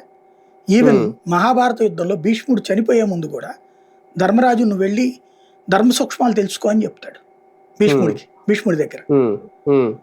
ధర్మరాజు ఆయనకి చెప్పేది నాకనలా వెళ్ళి నేర్చుకున్నాడు. అంటే ధర్మ సూక్ష్మాలు చెప్పగలిగినటువంటి స్థాయి భీష్ముడికి ఉంది అన్నటువంటిది గుర్తించినటువంటి వాడు కృష్ణుడు. అట్లాగే ప్రతిదీ కూడా ఒక సంప్రదాయం ఉంటుందన్నమాట. అట్లాగా ఒక రకంగా చెప్పాలంటే రాజగురువులాగా పాలన ఎలా చేయాలి, పబ్లిక్ ఎట్లాంటి పర్సెప్షన్ ఉంటుందో ఆయనకి తెలుసు. ఎందుకంటే లోకేష్ ఇంకో రకంగా గోల్డెన్ స్పూన్ బేబీ. అదే మోడీ ఒక అక్కడ ఉన్నటువంటి బీజేపీ కార్యాలయంలో ఆఫీస్ అసిస్టెంట్. ఒకప్పుడు కిషన్ రెడ్డి హైదరాబాద్ కార్యాలయం ఇన్ఛార్జి. అంటే వచ్చినప్పుడు ఇవాళ విద్యాసాగర్ ప్రెస్ మీట్ పెడతారు, లక్ష్మణ్ ప్రెస్ మీట్ పెడతారు. అంటే కుర్చీలన్నీ ఏర్పాటు చేయించడం, సమోసాలు టీ ఆర్డర్ ఇవ్వటం, వచ్చిన తర్వాత అందరూ తినేటట్టు చూడటం, తాగేటట్టు చూడటం, మైకో ఇవన్నీ సక్రమంగా ఉండేటట్టు చూసుకోవడం. అలాంటి వ్యక్తి ఇవాళ కేంద్ర మంత్రి అయ్యాడు. అట్లాంటి వ్యక్తి ఒకప్పుడు నరేంద్ర మోడీ గుజరాత్లో బీజేపీ కార్యాలయాలు. ఆ తర్వాతన బీజేపీ తరఫున ఆ సీఎంకి సంబంధించినటువంటి యాక్టివిటీస్ ఈ చూసే కార్యక్రమం పెట్టారు. అప్పుడు కేశుభాయ్ పటేల్కి ఇంకొక ఆయన వాఘేలా అనుకుంటా, పేరు గుర్తు రావట్లేదు, వాళ్ళిద్దరి మధ్యన డిస్ప్యూట్ నడిచింది. ఇద్దరు కూడా బీజేపీ సీఎంలే, ఒకళ్ళ తర్వాత ఒకళ్ళకి ఇచ్చింది బీజేపీ, వాళ్ళు కొట్టుకోవడం మొదలు. శంకర్ సింగ్ వాఘేలా వీళ్ళిద్దరూ గొడవ పడుతుండేటప్పటికి నువ్వు ఉండడానికి వీల్లేదని ఈయన ఉండటానికి వీల్లేదని ఆయన, ఇద్దరు ఎమ్మెల్యేలను చీల్చేస్తున్నారు. కాంగ్రెస్ కల్చర్ వస్తుంది. ఆ టైంలో ఈ ఇద్దరి దగ్గర పనిచేసిన నరేంద్ర మోడీ. వాళ్ళిద్దరిది మేము తర్వాత తెలుస్తాం, ఒక ఏడాదిన్నర ప్రశాంతంగా ఉండండి, మీరిద్దరు పక్కకి తప్పుకుని నరేంద్ర మోడీని సీఎం చేసి పడేసింది ఏకంగా బీజేపీ అధినాయకత్వం. కరెక్ట్గా ఆ టైంలో అంటే ఒక ఆఫీస్ అసిస్టెంట్ ఏకంగా సీఎం అయిపోయాడు. రెండోది ఏమైంది, అక్కడ ఈయన సీఎం అయిన వెంటనే భూకంపం వచ్చింది, అతిపెద్ద భూకంపం, లాతూర్ భూకంపం అంటాం కదా, అది అతిపెద్ద భూకంపం, లక్షల ఇళ్ళు కొట్టుకుపోయినాయి. భూకంపాలు కొట్టుకుపోయినప్పుడు నువ్వు ఎంత చేసినా సరే ఏమీ లేనట్టే ఉంటది. అట్లాంటిది ప్రతి ఒక్కళ్ళని అంటే ఆర్ఎస్ఎస్లో పనిచేసినోడు కదా, సుదీర్ఘంగా శిబిరాలు ఏర్పాటు చేసి ఆహారము, మంచినీళ్ళు, పాలు ఇట్లాంటివన్నీ ఏర్పాటు చేయడం, శిథిలాలన్నిటి తొలగించేటట్టుకు జాగ్రత్తగా ఏర్పాట్లు చేయడం, ఆ తర్వాత వాళ్ళందరికీ ఇల్లు కట్టించి పంపించడం, ఈ అతివేగంగా చేశాడు ఈయన. చేసేటప్పటికంటే సాధారణంగా మాట చెప్పి గవర్నమెంట్లు అంటే దశాబ్దాలు పడతాయి. శ్రీశైలం ఇప్పటికి కూడా ఇవ్వలేదంటారు కంప్లీట్గా, నాగార్జున సాగర్ ఇప్పటికి కూడా అవ్వలేదంటారు కంప్లీట్గా. అట్లా ఉంటాయి. పులిచెంత ఇక్కడెందుకు, పులిచెంతలది మొన్నటిదాకా గొడవ అవ్వాల, పోలవరం ఇప్పటికీ అవ్వట్లా. అదే ఆయన ఇమ్మీడియట్గా చేసి చూపెట్టాడు. దాంతో అతని మీద వచ్చిన కాన్ఫిడెన్స్తో భారీ మెజార్టీతో గెలిచింది బీజేపీ.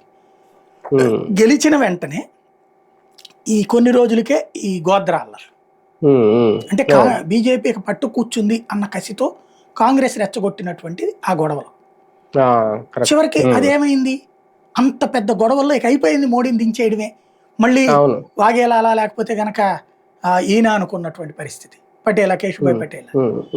అట్లాంటి సిచ్యుయేషన్ నుంచి దాన్ని హ్యాండిల్ చేసే బాధ్యత నేనే తీసుకుంటానని చెప్పడం, అద్వానీ అండగా నిలబడటం, వెంకయ్యనాయుడు తోడుగా నిలబడటం, తనే దాన్ని సక్సెస్ చేశాడు, కంట్రోల్ చేశాడు.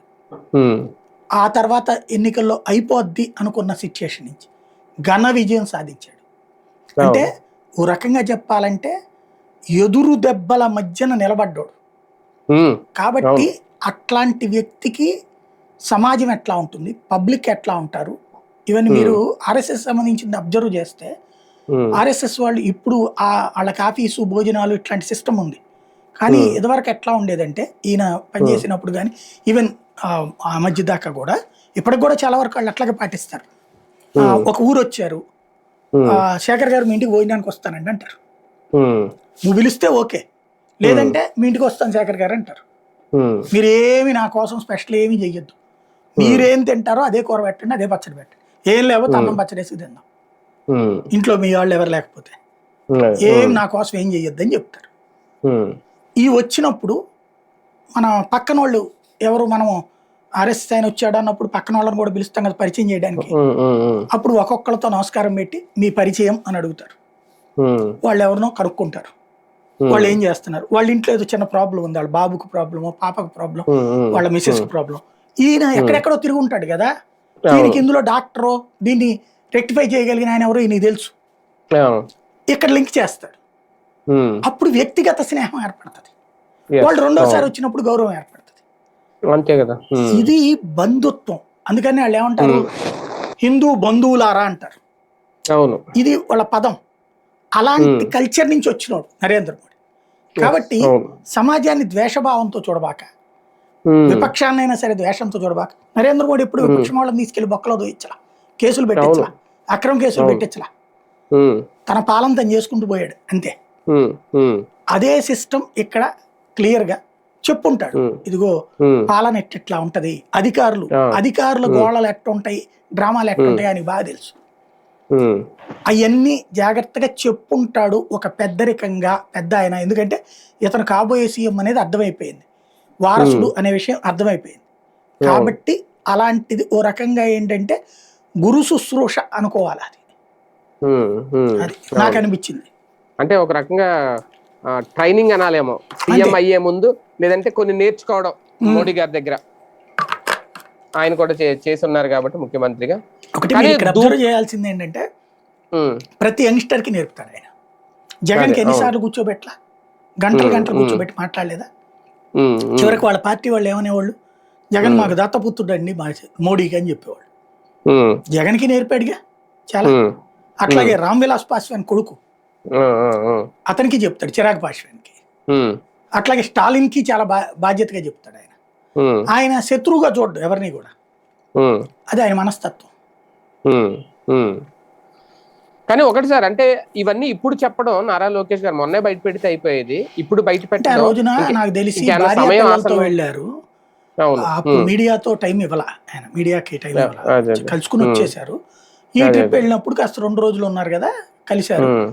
మేబీ ఆ ఉద్దేశంతో ఇప్పుడు మీడియాతో కాస్త ఖాళీ దొరికేటప్పటికి చిట్ చాట్ లో మాట్లాడింది. అది కూడా ప్రెస్ బ్రీఫింగ్ గా కాదు ఆయన మాట్లాడింది. కానీ జగన్ ని తలుచుకుంటే 2 నిమిషాలు జైల్లో వేయడం, కానీ కక్ష అయితే ఏమీ లేదు, ఆయన తప్పు చేస్తే శిక్ష తప్పదు. ఏంటిది ఒక ఏమన్నా బెదిరింపా? సరదాగా మాట్లాడుతుంటారు, ఏముంది అందులో, అదే పెద్ద విషయం ఏం కాదు. జగన్ని తలుచుకుంటే 2 నిమిషాలు వేస్తారు, 2 నిమిషాలు బయటికి కూడా వస్తారు, ఏముంది అందులో. ఏదో క్లియర్ కేసులు ఉండాలా దాంట్లో. ఇప్పుడు ఇదివరకు మళ్ళీ ట్రై చేస్తున్నారు కదా, ఇప్పుడు లెక్కర్ కుంభకోణంలో అట్లాంటిది ఏదో ట్రై చేస్తారు గ్యారంటీగా. ఈ రూపు ఏంటంటే ప్రతీకారం అంటున్నారు కాబట్టి అబ్బాయి మేము ప్రతీకారం. మొన్నదాకా ఆయనే చెప్పాడు రెడ్ బుక్ అని, ఓపెన్ చేస్తే వణుకుతున్నాడు, ఒకటికి చెయ్యి ఇరిగింది, ఒకటి గుండు పట్టుకుంది అనేది. మేబీ ఇప్పుడు అర్థమై ఉంటుంది, అది కంటిన్యూగా అలాగే వెళ్తే గనక రేపు పొద్దున రెడ్ బుక్కా లేకపోతే గనక ప్రజాస్వామ్యం అని చెప్పి జనంలోకి వస్తాడు జగన్. కాబట్టి ఆ మొక్కను అందుకని నిదానంగా ఇప్పుడు ఈవెన్ మీరు బాబు గారు కూడా చూస్తే మేము కక్ష సాధింపులు కాదు, మా ఉద్దేశాలు అది కాదని చెప్పడం బిగిన్ చేస్తున్నారు క్రమంగా. అంటే అంత ముందు మేము కక్ష సాధిస్తామని చెప్పారు, ఇప్పుడు కక్ష కాదు అని చెప్పడం బిగిన్ చేస్తున్నారు, కన్విన్స్ చేసే ప్రయత్నం చేస్తున్నారు. ఎందుకంటే జనంలోకి వెళ్ళిపోయింది కక్ష సాధింపు రెడ్ బుక్ అనేటటువంటిది. ఇప్పుడు వీళ్ళు జగన్ తిడుతున్నారు కదా, అదేదో రఫ్ అని, రెడ్ బుక్ తో చేస్తానంది ఏంటి, అంతే కదా, అందరి సంగతి తేలుస్తామన్నారు కదా.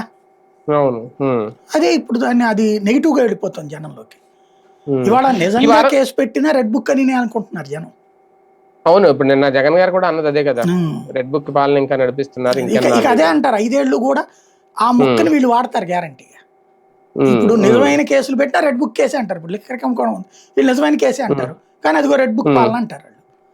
కాబట్టి అవి మా కక్ష సాధింపులు లేవని చెప్పుకునే ప్రయత్నం ఇప్పుడు చేస్తున్నారు. కానీ ఒకటి సార్, ఈ మొత్తం ఓవరాల్ గా మొదటి నుంచి లిక్కర్ స్కామ్ గురించి అరెస్టులు మొదలయ్యి రాజకేశ్ రెడ్డితో ఆగుతుంది అనుకుంటే అది చివరికి ఇప్పుడు చెవిరెడ్డి భాస్కర్ రెడ్డి వరకు రావడం, రేపు మాపో మిథున్ రెడ్డిని కూడా అరెస్ట్ చేస్తారు, లేదంటే ఇంకా కీలకమైన నేతలను కూడా బయటకు తీయబోతున్నారు సిట్ అధికారులు చెప్తున్నది. ఒక రకంగా ఆ 2 పత్రికలు రాసిన వెర్షనే ఇది, మరి ఇంకా వేరే వెర్షన్ అయితే నాకు కూడా తెలియదు. ఇది ఎంతవరకు వైసీపీకి షాక్ ఇవ్వబోతోంది? ఒక రకంగా ఈయన అరెస్టే, చెవిరెడ్డి భాస్కర్ రెడ్డి అరెస్టే ఒక ఊహించని షాక్.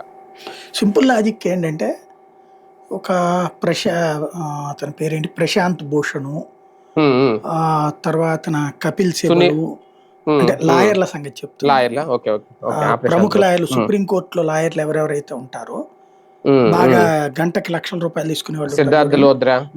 సిద్ధార్థ లోద్రా సెకండ్ క్యాడర్ వస్తాడు వాళ్ళలో. ఫస్ట్ క్యాడర్ పెద్దోళ్లే, కాకపోతే అక్కడ ఏంటంటే రాజ్యాంగ నిపుణులు వాళ్ళు ఉన్నారు, ముకుల్ రోహిత్ కి ఇట్లాంటి వాళ్ళు కూడా. వాళ్ళు అలా జడ్జి ముందుకు వచ్చారంటే ఫస్ట్ జడ్జి సెక్షన్లు జాగ్రత్తగా చూసుకుంటాడు, మాట్లాడేది. అలాంటి వాళ్ళని ఎంగేజ్ చేయట్లే జగన్, డబ్బులు ఎందుకు అనుకుని. అది ఇప్పుడు వైసీపీకి పెద్ద ఫెయిల్యూర్. లేకపోతే లెక్కల కుంభకోణం ఈ పాటికే ఆగిపోయి ఉండేది, లేదా అంత అయిపోయాక అప్పుడు వెడదాం లేదని ఏమన్నా అనుకుంటున్నారేమో. ఎందుకంటే సింపుల్ లాజిక్ ఏంటంటే, నిన్న చెవిరెడ్డి దాంట్లో చూసినప్పుడు నాకు నవ్వు వచ్చింది. అది ఇది ఎట్లా ఉంటదంటే, ఒక అతను దొంగతనం చేశాడు అని కోర్టులో ప్రూవ్ చేయడం కోసం ఒకటి అల్లుతారు పోలీసులు. మీరు చూడండి, ఎప్పుడైనా సరే బంగారంతో దొంగ బస్ స్టాండ్ దగ్గరలో పట్టుబడ్డాడు, హైవే మీద పట్టుబడ్డాడు, రైల్వే స్టేషన్లో పట్టుబడ్డాడు అని ఎఫ్ఐఆర్ ఉంటుంది. వాడు ఎక్కడో దొరికాడు, వీళ్ళకి తీసుకొచ్చిన తర్వాత అరెస్ట్ అక్కడ చూపెడతాడు. ఎందుకు అంటే, ఈ బంగారాన్ని తీసుకెళ్లి అలాగే హైవే మీద నుంచి వెళ్ళిపోబోతుండగా అక్కడ అనుమానంతో తచ్చాడుతున్నాడన్నటువంటి అనుమానంతో ఆ రూట్లో వెళ్తున్న మా పోలీసులు ఆగి పట్టుకున్నారు. ఇలా చెప్తే అది స్క్రీన్ ప్లే అనమాట. మన శేఖర్ కమ్ముల లేకపోతే రాజమౌళి స్క్రీన్ ప్లే ఉంటుంది చూడండి, పట్టు ఉంటది ఆ స్క్రీన్ ప్లేలో. అట్లాంటి పట్టు బిగిస్తారనమాట వీళ్ళు. ఆ పట్టులో భాగంగా అలా రాస్తారు. అలాగే ఇది నాకు అనిపించింది ఏంటంటే, ఇక్కడికి చెవిరెడ్డి వాళ్ళ అబ్బాయి వెహికల్స్ వచ్చాయి, అక్కడ దాంట్లో డబ్బులు కట్టలు అట్టపెట్టెలు పట్టుకుని వెళ్ళేవాళ్ళు. ఇక్కడి నుంచి అక్కడికి కంటైనర్లు అంట. అక్కడి నుంచి ఇక్కడికి రావడం. ఇలా కారులోనే కారులోనే అట్టపెట్టెలు పట్టుకుని వెళ్ళేవాళ్ళు. అది ఆ తుడా సింబల్తో ఉండే కారు కాబట్టి ఎవరు ఆపేది కాదు. అటు ఇటు టోల్ గేట్ బిల్లులు ఉన్నాయట. అది ఇక్కడ ఇందులో దొరికిన పెద్ద సాక్ష్యం. వీళ్ళు ఎన్నిసార్లు పోతాడు అక్కడ, రోజు వస్తుంటాడు చెవిరెడ్డి భాస్కర్ రెడ్డి, వారానికి 3 సార్లు 4 సార్లు వస్తాడు కార్యాలయం.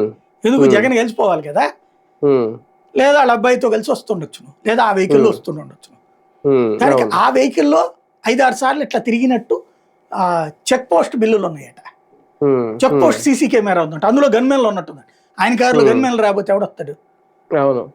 ఆ గన్మెన్ లో ఒక అతను చెప్పాడట ఇందులో ఉన్నాయని. ఇది సాక్ష్యం. ఆ గన్మెన్ కి అర్జెంట్ గా 60% శాలరీ హైక్ ఇచ్చి ఆక్టోపస్ లో దేంట్లోనే వేసారు. అక్కడ పెద్దగా పనే ఉండదు, కూర్చునేటటువంటి డిపార్ట్మెంట్ లో వేసారు అనమాట. 60% జీతం ఎక్కువ ఇచ్చి. పోనీ అతను నిజంగా అతనే డబ్బులు చేరవేశానని చెప్పాడు. అతనికి అతను అరెస్ట్ చేయాల్సింది, చేశాక అప్రూవర్ గా చూపెట్టాల్సింది. ముందు అతనికి ప్రమోషన్ ఇచ్చి ఆ తర్వాత అతను చెప్పాడు ఇట్లా మేము తిరిగామని అని సాక్ష్యం అంట. ఇది కోర్టులో నిలబడుతుంది లెక్క ప్రకారం సరిగ్గా ఆర్గ్యుమెంట్ చేస్తే. వైసీపీకి పెద్ద డ్రాబ్యాక్ ఏంటంటే లాయర్లు సరైన లీగల్ టీం పెట్టుకోలేదు ఇప్పటికీ. మీడియా లేదు, లీగల్ టీం లేదు. ఇట్లాంటి దాన్ని ఏమంటారంటే, నేను ఇంతకుముందు కూడా చెప్పాను మీకు చాలాసార్లు, పోలీసులు రాసేటప్పుడు ఆ రిపోర్టు ఛార్జ్ షీట్ తయారు చేసేటప్పుడు సీనియర్ పోలీస్ ఆఫీసర్లు ఎవరైతే సుదీర్ఘ అనుభవం ఉన్నటువంటి రైటర్లు ఉంటారో అట్లాంటి వాళ్ళతో రాయిపించుకుంటారని చెప్పేసి అలాంటి కేసు అనమాట ఇది. అంత కానీ ఒకటి సార్, నిజంగా ఈ కేసుని కావాలని ఒకవేళ లైట్ తీసుకుంటారు జగన్మోహన్ రెడ్డి గారు, నేను అన్నగాని ఒకవేళ లైట్ తీసుకుంటే ఈ లోపల జరగాల్సిన అరెస్టులు, జరగాల్సిన డ్యామేజ్ చాలా జరుగుతుందేమో కదా వైసీపీకి. దాంట్లో జరుగుతాయి, కీలక నేతలందరినీ అరెస్ట్ చేస్తారు. ఏం చేయాలి? జగన్ రెండురా చూసుకుందాం అని చెప్పి అన్నానికి బాలకృష్ణ సినిమా కాదు కదా ఇది. నువ్వు అనే కొద్ది నువ్వు దొంగవే అని చెప్పి వీళ్ళు ఇంకో 100 మంది మాట్లాడతారు. పెట్టుకో కేసులు, చెప్పుకుంటారు వీళ్ళు రెడ్ బుక్ అని చెప్తే ఆపుతారు వాళ్ళు ఏమన్నా కేసులు? జగన్ మీద 100 కేసులు పెట్టాలా? జగన్ నాయకులందరూ జైళ్లలో ఉండాలా? జగన్ వెనకాల తిరగడానికి ఎవడో ఉండకూడదు, కార్యకర్తలు భయపడిపోవాలా, జగన్ మళ్ళీ రాష్ట్రంలో రాజకీయాలు చేయడానికి కొనికిపోవాలి. ఇది వాళ్ళ స్ట్రాటజీ. ఇది చంద్రబాబు స్ట్రాటజీ, లోకేష్ సర్టిఫికెట్, పవన్ కళ్యాణ్ కోరుకుంటున్నది. ఇది క్లియర్ గా ఉన్నది పిక్చర్. ఇందులో ఏముంది? ఇందులో దానికి ఏం చేయాలి? భయపడి పారిపోవడమా, నిలబడటమా? నిలబడుతున్నాడు, కలబడుతున్నాడు ఈ మధ్యలో కార్యక్రమాలు పెట్టుకుని. ఇంత మించి ఏం చేస్తాడు అతను? అంతకుమించి తొందరపడట్లే అంటే భయపడట్లేదు, ఏదో జరిగిపోద్దేమో భవిష్యత్తులో. చంద్రబాబు భయపడ్డాడు ఏంటి? డ్యామేజ్ అవుతుంది, భయపడలేదు కదా. లోకేష్ భయపడ్డా పాదయాత్ర మధ్యలో ఇబ్బంది పెట్టినందుకు? భయపడితే రాజకీయాలు వేస్ట్. అందులో జగన్ లాంటి వాడికి భయపడతాడని నేనైతే అనుకొని వచ్చిన. సోనియా గాంధీకే భయపడలేదు. ఆ రోజున కిరణ్ కుమార్ రెడ్డి రాష్ట్రంలో కేంద్రంలో 2 చోట్ల ప్రభుత్వం వేరే వాళ్ళది ఉంది, కాంగ్రెస్ ఉంది. అట్లాంటప్పుడే తూనా బొడ్డు అని తిరిగినోడికి అతనికి ఇప్పుడు వీటి గురించి భయం ఏంది? ఇంకోటి ఏంటంటే, మొదటిసారి జైలుకి వెళ్తుంటే ఇప్పుడు పాపం వంశీ ఫీల్ అయ్యాడు, లేకపోతే కొడాలని ఫీల్ అవుతాడు, లేకపోతే ఇంకోటి ఫీల్ అవుతారు. చెవిరెడ్డి ఫీల్ అవ్వట్లా. ఎందుకు? ఒకసారి పోయొచ్చినోడు అతనికి. సురేష్ ఫీల్ అవ్వడు, పోయొచ్చినోడు. ఇంకోటి పరుగు పోతుంది అనుకోవడానికి 16 నెలలు జైల్లో పెట్టారు. అంతకుమించి అతను ఇంకేం అవమానిస్తారు? చంద్రబాబు నాయుడు ఫీల్ అయ్యాడు, ఎందుకంటే ఎప్పుడు జైలు చూడలేదు కాబట్టి ఆయన. చంద్రబాబు అనుచరులందరూ ఫీల్ అయ్యారు, ఎందుకు? ఆయన అయ్యో మొదటిసారి అనేది. జగన్ మనుషులు సరి పట్టుకెళ్ళు, మళ్ళీ వస్తాడు, అధికారంలోకి వస్తాడు. జగన్ అయితే నాకు తెలిసి మనస్ఫూర్తి కోరుకున్నాడు వీళ్ళు అరెస్ట్ చేయాలని. కానీ ఇవన్నీ ఒక ఎత్తు అయితే, జగన్మోహన్ రెడ్డి గారి మెడకి ఫోన్ ట్యాపింగ్ వ్యవహారం మరొకసారి కొత్తగా ఆయనకి ఏమన్నా ఇష్యూ అవబోతుందా వీటితో పాటు? లేదా షర్మిలని అటు తెలంగాణలో ఉన్న కాంగ్రెస్, ఇక్కడ ఉన్న తెలుగుదేశం పార్టీ ఆమెను వాడుకుని జగన్మోహన్ రెడ్డికి ఏమన్నా మీదకి ఏమైనా ఉసుగొలుపుతున్నారా? దీని మీద మాట్లాడితే మనం కామెడీ డిబేట్ చేసినట్టు కొంచెం కామన్. అంటే ఆమె ఇప్పుడు వైవి సుబ్బారెడ్డి గారు లాగుతున్నారు, ఇప్పుడు ఆయన వచ్చి ఏమన్నా చెప్పాలేమో. లేదు, ఇమ్మెచ్యూర్డ్ పర్సన్ ఆవిడ, ఏమాత్రం పరిపక్వత లేని మనిషి ఆవిడ. ఏదో మాట్లాడేస్తుంది. సాధారణంగా ఇళ్లలో మెటికలు విరిచే స్టేట్మెంట్ల టైప్లో మాట్లాడుతుంటుంది ఆవిడ. అది వీళ్ళు అన్నారు, ఆవిడ మాట్లాడేసింది. పేపర్లో ఈనాడు జ్యోతుల్ని ఫాలో అయ్యి మాట్లాడే ఆవిడని ఏమని చెప్తామని. ఫస్ట్ బేసిక్గా కామన్ సెన్స్, ఒక్క మాట ఆలోచించండి. కామన్ సెన్స్ ఆనాడు సీఎం అతనే కదా, అతను సీఎంగా ఉండగా తెలంగాణ వాళ్ళతో ట్యాపింగ్ చేయించడం ఏంది ఏమిది? ఈ ఫోన్ ట్యాప్ చేయించడం తెలంగాణ వాళ్ళతో ఎందుకు చేయిస్తాడు? తనకు ప్రాబ్లం అనుకుంటే. ఫోన్ ట్యాపింగ్ అవ్వలేదన్నాను నేను, అయ్యి ఉండొచ్చు. అది ఎవరు చేస్తారు? వాళ్ళే చెప్పారు కదా కేసీఆర్ చేయించాడు అనేది. ఎందుకు చేయించాడు? కేసీఆర్ తన ప్రత్యర్థులందరినీ చేయించాడు. ఏం చంద్రబాబు చేయించలేదా ఇంతకుముందు? చేయించకుండానే బీజేపీ వాళ్ళు జగన్తో క్లోజ్గా ఉంటున్నారని తెలిసిందే. ఎందుకు బీజేపీతో విభేదించాడు ఆయన? జగన్తో వాళ్ళు మాట్లాడుతున్నారనేగా. జగన్ దగ్గర 23 మంది ఎమ్మెల్యేలు ఎందుకు వెళ్ళిపోయారు? ఈ కాన్సెప్ట్ల మీదనే కదా. ఫోన్ ట్యాపింగ్ లీటెడ్ వల్లనే కదా 4 ఎంపీలు ఎందుకు పోయారు? అలాగే బీజేపీతో అనేది గొడవ వచ్చింది అక్కడే కదా. బీజేపీ ఏమైనా చెప్పిందే జగన్తో మేము వెళ్తామని? కానీ బీజేపీతో జగన్ మాట్లాడుతున్నాడు లేదా జగన్కి బీజేపీ చూసుకుంటోందని ఎట్లా చెప్పాడు ఆయన? వాళ్ళు ఏదో మాట్లాడుంటారు బీజేపీ వాళ్ళు జగన్తో. అది తెలిసినే కదా ఆయన అడ్డం తిరిగింది బీజేపీకి. లేకపోతే ఎవరు చెప్పారు ఆయనకి? ఖచ్చితంగా జరుగుంటుంది ఫోన్ ట్యాపింగ్లు. ఎవరు పవర్లో ఉన్నా చేస్తున్నారు. వాస్తవంగా నక్సలైట్లకి టెర్రరిస్టులకి చేయడం కోసం ఫోన్ ట్యాపింగ్ వెసులుబాటు ఇచ్చింది ఈ దేశంలో కోర్టులు. కానీ దాన్ని ఏం చేస్తున్నారు? క్రమంగా వాళ్ళని అడ్డం పెట్టి రాజకీయాలకు వాడుకుంటున్నారు. రాజకీయ నాయకులు కూడా నక్సలైట్ సానుభూతి పరుల లిస్టులో రాస్తారనమాట. తీవ్రవాదులు సానుభూతి పరుల లిస్టులో రాసి వీళ్ళందరిది ఆ సానుభూతి పరులు అనుకుంటున్నాం, అందుకని నక్సలైట్ వాళ్ళతో ఏం మాట్లాడేది తెలుసుకోవాలంటారు. అప్పుడు ఫోన్ లేకపోతే రేపు పొద్దున ఏం చేయాలంటే జ్యుడిషియరీ కొంతమంది జడ్జీలు పెట్టి మ్యాజిస్ట్రేట్లని ఫస్ట్ అట్లా ఫోన్ ట్యాపింగ్ చేయాలంటే ఆ చేసినటువంటి డేటా మ్యాజిస్ట్రేట్కి ఇవ్వాలి. మ్యాజిస్ట్రేట్ చూసేది నక్సలైట్లదో తీవ్రవాదులదో లేకపోతే అసాంఘిక శక్తులదో అయితేనే ప్రభుత్వానికి ఇవ్వాలి. లేకపోతే డిలీట్ చేయాలని చెప్పేసి ఒక కొత్త తీసుకురావాలి రేపు పొద్దున. అది తీసుకురాకపోతే కనుక ఫోన్ ట్యాపింగ్ రెగ్యులర్గా జరుగుతుంటుంది, ఈ కేసులు రెగ్యులర్గా జరుగుతుంటాయి. అంత మించి ఏముండదు. మేబీ ఖచ్చితంగా ఫోన్ ట్యాపింగ్ చేశారు. ఎందుకంటే ఇప్పుడు ప్రతిపక్షంలో ఉన్నప్పుడు షర్మిల పాదయాత్ర పెద్ద స్కెచ్లు వేసుకుంది కదా. బీఆర్ఎస్ వాళ్ళందరూ వచ్చేస్తారని కూడా జరిగింది కదా. అప్పుడు బీఆర్ఎస్ సంబంధించిన నాయకులు కాంగ్రెస్ నాయకులు కూడా వెళ్ళారు కదా ఆవిడ దగ్గరికి ఆ ప్రోగ్రామ్ అప్పుడు కూడా. మరి అప్పుడు సహజంగా శత్రువులు కదలికలు కనుక్కోవడానికి ఇదివరకు ఏంటంటే ఒకప్పుడు ఇంటెలిజెన్స్ స్పెషల్ బ్రాంచ్ ఉండేది ఇట్లాంటివన్నీ తెలుసుకోవడానికి. ఇప్పుడు అంత పవర్ఫుల్ పోలీసులు లేరు వాళ్ళల్లో. పోలీసులకు ఇంకోటి డేటా కింద దీన్నే కలెక్ట్ చేసుకుని వాడేసుకుంటున్నారు సెల్ ఫోన్. దాంట్లో నుంచి భాగంగా వచ్చి ఉంటది అది. అది తీసుకొచ్చి జగన్కి ముడి పెడతా రాధాకృష్ణ రాయడం, ఈవిడ మాట్లాడటము అక్కడే మెచ్యూరిటీ అంటున్నాను నేను. అదే అవును. సరే, మరో కీలక అంశం, ప్రజలకు చాలా అవసరమైన అంశం, మెడికల్ కాలేజీలకు సంబంధించి. ఒక పక్క మెడికల్ కౌన్సిల్ ఏమో మొన్న అడిగింది అప్పుడు పెండింగ్ లో ఉన్న కాలేజీల సంగతి ఏంటి అనేది. వీళ్ళు చెప్తున్న వెర్షన్ ఇదంతా జగన్ శాపం కాలేజీలకి, అవి పూర్తి కాలేదు, అప్పుడు వదిలేశారు మధ్యలోనే అనేది. అసలు మెడికల్ కాలేజీల పాపంలో జగన్ బాధ్యత ఎంత? మెడికల్ కాలేజీలది పక్కా పాపం మాత్రం బాబు సర్కార్దేనండి, నో డౌట్ అందులో. ఇప్పుడు ఓ బిల్డింగ్ కట్టేటప్పుడు అన్నీ పూర్తి కావడానికి కొంత టైం తీసుకుంటుంది. ఇప్పుడు సెక్రటేరియట్ అంతా పూర్తి అయిపోయాక వెళ్ళారు వీళ్ళు. ఇప్పటికే తాత్కాలిక సెక్రటేరియట్ అనే కదా నువ్వు కడుతున్నావు కొత్తగా. మరి అందుకని సెక్రటేరియట్ మూసేస్తావా? ముయ్యవు కదా, ఎప్పటికప్పుడు అప్డేట్ చేసుకుంటావుగా. అసెంబ్లీ పాతదే కదా. కానీ అప్పుడైతే లీకులు కూడా అయినాయిగా. అప్పుడే జగనే చేయించాడని చాలా పెద్ద సినిమా చేసి కమిటీ చేసి ఏం లేదని తేల్చారు కదా ఫైనల్ గా. అందులో గొట్టం ఒకటి అడ్డం పడింది అనేసి అందుకని మూసేసావు నువ్వు? లేదు కదా. ఆ తర్వాత రిపేర్లు చేసుకున్నావుగా ఎప్పటికప్పుడు. పైన ఎంతవరకు నీళ్లు నిలబడతాయి, ఎట్ల వరకు ఆపాలనేది ఎప్పటికప్పుడు సర్టిఫై చేసుకున్నావు కదా నువ్వు. అరే, ఒక మెడికల్ కాలేజీ రావడం చాలా గ్రేట్ అండి. నాకు తెలిసి ఇప్పుడు మేము చదువుకున్న కాలేజీ దాన్ని ఏమంటాము, ఎప్పుడైనా సరే అంతా అయిపోయాక గరుగ్గా కాకుండా స్మూత్గా చేస్తారు కదా, దాన్ని ఏదో అంటారు, గోడలు ప్లాస్టరింగ్ చేస్తారు కదా.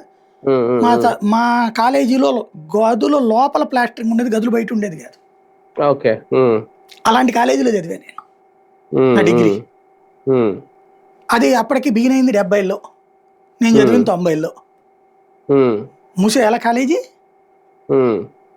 నడిచింది కదా. అరే, నువ్వు ఎప్పటికప్పుడు అప్డేట్. ఏడాది అయింది, ఏడాది అయ్యాక ఇంకా జగన్ కారణంగా ఫెయిల్ అయిందంటే సిగ్గుండాలి ఆ మాట అనడానికి. రాసినోడికి సిగ్గుండాలి, రాసినోడికి సిగ్గుండాలి. ప్రభుత్వానికి అంటలా నేను, రాసినోడికి సిగ్గుండాలి ఆ మాట అనడానికి. ఏడాది తర్వాత కూడా నువ్వు ఇంకా రెక్టిఫై చేయలేదంటే ఇంకెందుకు నువ్వు? అంటే అది ఎవరి అధికారంలో ఉన్న ప్రభుత్వ బాధ్యత కదా, కేంద్ర అసలు అది ప్రభుత్వం నిధులు కాదండి. వస్తాయి. 5 బేసిక్ గా మెడికల్ కాలేజీలు మెడికల్ కాలేజీలు వచ్చేదాన్ని రద్దు చేసుకోవడమే అది సంస్కారహీనమైన పెద్ద చర్య, అధర్మం. అవును. అట్లాగే ఈ కాలేజీలని కూడా ఆ ఫెసిలిటీ ఏర్పాటు చేయలేకపోవడం అంటే అసమర్థత, అదే కదా. లేదా చిన్న చూపు, లేదా ఆ, ప్రైవేట్ కార్పొరేట్ మెడికల్ కళాశాలల పట్ల అపారమైన ప్రేమతో ఈ వ్యవస్థని నాశనం చెయ్యాలని కోరుకునేటటువంటి కుచ్చిత బుద్ధి, కుచ్చితపు బుద్ధి అది. అంత ముందంతా మనం ప్రభుత్వ కళాశాల ప్రభుత్వ స్కూళ్ళలోనే చదువుకున్నాం. మన కర్మగాలి మన బిడ్డల టైంకి వచ్చేటప్పటికి ఈ లేకపోతే బతకలేననే పరిస్థితికి వచ్చేసింది ప్రైవేటు కార్పొరేటు. ఏం కర్మ ఇది ఈ దేశానికి, ఈ రాష్ట్రానికి చెప్పండి. లేకపోతే అసలు ఎంత ప్రశాంతంగా బతికేస్తారు ప్రజలు ఈ దరిద్రం లేకపోతే. అమరావతికి ఏదో అమెరికా నుంచి యూనివర్సిటీలు వస్తున్నాయి, లేదంటే అక్కడి నుంచి యూనివర్సిటీలు వస్తున్నాయి, రాబోతున్నాయి, ఒప్పందాలు కుదుర్చుకున్నాం అన్నారు. ఇక్కడ వచ్చిన మెడికల్ కాలేజీలని ఆయన ఏదో మొదలు పెట్టారు, పూర్తి చేయలేదు, సగంలో వదిలేశారు. ప్రభుత్వ బాధ్యత వాటిని ఎందుకు నాకేమనిపిస్తుందంటే ఇందులో సింపుల్ అండి. అది వాటిని కాలేజీలు అవి కొత్తగా ఎలాటైనా ఇవన్నీ ప్రైవేట్ వాడికి ఇచ్చి పడేస్తే వాడు ఎంత ప్యాకేజ్ ఇస్తాడు వ్యక్తిగతంగా, వాళ్ళు సంపాదించుకుంటారు. లేదా ఆయా కాలేజీలు బినామీలుగా వీళ్ళ మనుషులను పెట్టుకుని తీసుకుని వీళ్ళు సంపాదించుకుంటారు. నెలలతో ఇక ఏళ్ల తరబడి సంపాదనే కదా అది ప్రైవేట్ అయితే. అందుకోసం చేస్తుండొచ్చు. ఇదివరకు అంతే కదా, చక్కగా కడుపు నిండా జీతం తీసుకుని నెల నెల బతికేస్తూ పర్మనెంట్ గా బతికేసినటువంటి దాన్ని ఏమంటారు పాల ఫ్యాక్టరీలు, సహకార సంఘం, షుగర్ ఫ్యాక్టరీలు ఏమైపోయినాయి అవన్నీ ప్రైవేట్ పరం. దానివల్ల ఇంకా ఏం లాభం ఉంటుంది సార్ అలా ఇచ్చేయడం వల్ల? ఇంకా ఎవరికి లాభం? వ్యక్తికి లాభమే కదా. ఓకే, ఇప్పుడు సామాన్యులకి అధికార పక్షానికి లాభం అండి. జనాలు ఎట్టపోతే భలేవరే. ఇప్పుడు ఇదివరకు పాలు ఎట్ట పడితే అట్ట ఎప్పుడు రేట్లు పెంచాల పాలు, ఇప్పుడు ఎప్పుడు పడితే అప్పుడు రేట్లు పెంచుతారు ఏడాదికి ఒకసారి. అప్పుడు చూడండి పాల ఫ్యాక్టరీలో ఉన్న రోజుల్లో మనం పాల కేంద్రంకి వెళ్ళి తెచ్చుకునేవాళ్ళం పాలు, లేకపోతే పాల ఫ్యాక్టరీ దగ్గరికి వెళ్ళి తెచ్చుకునేవాళ్ళం. అప్పుడు ఎప్పుడు పడితే అప్పుడు పెంచలాడు పాలు. షుగర్ ఫ్యాక్టరీలో ఉన్నప్పుడు ఎట్లా పడితే అట్లా పందారు పెంచలా. రూపాయి పెంచాలంటే వాళ్ళు తమ రక్తంలాగా ఫీల్ అయ్యేవాళ్ళు రైతులు. అదే ప్రైవేట్కి వచ్చాక అడిష్టం, అంతే కదా. ఇప్పుడు ఇది అంతే. ఇప్పుడు హాస్పిటల్లో డబ్బులు మింగచ్చు. మోడీ లక్ష్యం అది. మోడీ లక్ష్యం నాశనం అవుతుంటే భారతీయ జనతా పార్టీకి సంబంధించిన రాష్ట్ర నాయకులు నోరు మెదపకుండా, ఈవెన్ మంత్రి అక్కడ ఉండి నోరు మెదపకుండా ఇంకా అయ్యో సరిగ్గా కట్టలేదు కాబట్టి అంటున్నాడంటే ఏం ఆయనే అంటున్నారు, ఆయన ఆరోగ్య శాఖ మంత్రిగా ఉండి. అదే చెప్పేది, బాధ్యత రాహిత్యం అది. మోడీ ఆశయం ఏంటి? జిల్లాకు మెడికల్ కాలేజీ, ఆ మెడికల్ కాలేజీతో పాటుగా మెడికల్ హాస్పిటల్ ఉంటది, దాంట్లో సకల సదుపాయాలు ఉంటాయి, అట్లాగే తక్కువ డబ్బులతో చదువుకునేటటువంటి అవకాశం వస్తుంది పిల్లలకి అనేటటువంటి ఉద్దేశం. ఎంతో ఉదాత్తమైనటువంటి లక్ష్యంతో ఆయన చేస్తే ఇక్కడ దాన్ని నాశనం చేస్తుంటే దాన్ని నెత్తిన పెట్టి కూర్చుంటున్నటువంటి అదే శాఖకు సంబంధించిన మంత్రి ఏం మాట్లాడకపోగా ఇంకా దాన్ని ఎవరో మీదకో రాజకీయం చేసుకుని చూస్తుంటే ఆ పార్టీ పాపం వాళ్ళ అధిష్టానము అమాయకత్వంతో ఉంది, వాళ్ళ రాష్ట్ర నాయకత్వం అమాయకత్వంతో ఉంది. వాళ్ళ దురదృష్టం అది. ఆంధ్రప్రదేశ్ లో ఇంకా అదే ఒక కలగా మిగిలిపోద్దేమో. రాష్ట్రానికి వచ్చిన ఒక అదృష్టాన్ని శాపంగా మారుస్తున్నారు, అదృష్టాన్ని శాపంగా మారుస్తున్నారు. భవిష్యత్ తరాల దోపిడీకి బహిరంగంగా ఇస్తున్నటువంటి నజరాన, నిస్సిగ్గుగా జరుగుతున్న అవినీతి, నిస్సిగ్గుగా జరుగుతున్న అవినీతి. ఇది ఒక రకంగా కూటమిలో ఉన్న 3 పార్టీల పాపమనాలేమో. ఖచ్చితంగా 3 పార్టీలు ధర్మం అనేటటువంటిది ఒకటి వీళ్ళని వెంటాడుతుంది. అది వీళ్ళు గుర్తుపెట్టుకోవాలి. అధర్మం చేస్తున్నారు, అన్యాయం చేస్తున్నారు, ప్రజలకి ప్రజాస్వామ్యాన్ని మోసం చేస్తున్నారు. అవును సార్, ఫైనల్ గా జమిలీ ఎన్నికలు ఎంతవరకు లాభం తెచ్చి పెడతాయని అనుకుంటున్నారు? ఒక రకంగా ఇంకా మార్గం సుగమం అయిపోయిందా? అంటే 29 లేదు, నష్టం లేదండి. 2034లో జరుగుతాయి ఫైనల్ ఎలక్షన్. 29లో 16 అంటున్నారు. అది కూడా రూలేం కాదు, రూలేం కాదు అది. వీళ్ళు ఏదన్నా అనుకుంటే చేయాలి. చట్టం కనుక 27, 28 లోపు చేస్తే 29కి అట్లాగా 16 రాష్ట్రాలు చేయడానికి వీలవుతుంది. లేదా డెడ్ లైన్ 34 అని పెట్టచ్చు. అప్పుడు అసలు ఈ గొడవే ఉండదు. 34 అని పెడితే ఏ గొడవ ఉండదు. అది అప్పుడు ఒకటి దక్షిణాదిలో ఒకేసారి ఎన్నికలు జరిగినా, లేదంటే మన తెలుగు రాష్ట్రాల్లో ఒకేసారి ఎన్నికలు జరిగినా అది నష్టమా లాభమా చూడాలి. అది భవిష్యత్తు ఎంతవరకు తెలియని ప్రయోగం కదా ఇది. అదే కదా. కాబట్టి అది లాభమా నష్టమా అన్నది ఫస్ట్ సారి వస్తే అది బీజేపీనే దెబ్బ ఇచ్చు, అది కాంగ్రెస్కి అదృష్టం అవ్వచ్చు, లేదా బీజేపీకి లాభం అవ్వచ్చు. అది భవిష్యత్తు తేల్చాలి. ఓ పెద్ద అవును. ప్రయోగం, ఓ రకంగా తమని తాము పణంగా పెట్టుకుని చేస్తున్న ప్రయోగం. ఏమవుతుందో ఉమ్. చూడాలి అది. సక్సెస్ అవుద్దా లేదనే చూడాలి. Right, right. చూద్దాం. మొత్తానికి జమిలీ ఎన్నికలు రావడం అయితే ఖాయం. కాకపోతే ఎప్పుడు వస్తాయి ఏంటి అనేది అధికారికంగా ఇంకా ప్రకటించాలి. అదే నేపథ్యంలో ఆంధ్రప్రదేశ్ రాష్ట్ర రాజకీయాలు ప్రధానంగా జగన్మోహన్ రెడ్డి టార్గెట్ గా నడుపుతున్న రాజకీయాలు, కూటమి ప్రభుత్వం ఎంతవరకు సక్సెస్ అవుతుంది అనేది ఒక రకంగా. ఇంకా ఆయన రేపు బయటికి తిరగాలంటే ఆంక్షలు ఉంటాయా, లేదంటే ఆయన ఫ్రీగా వదులుతారా జగన్మోహన్ రెడ్డిని? ఆంక్షలు పెట్టి వదులుతారా? అడ్డుకోవడం అయితే సాధ్యం కాదు. కాకపోతే ఆంక్షలు అయితే విధించే అవకాశం ఉంటుంది అనేది అయితే ప్రస్తుత పరిస్థితుల సారాంశం. ఏం జరుగుతుందో చూద్దాం. ఇది వాళ్ళ వీకెండ్ విత్ జర్నలిస్ట్ సాయి.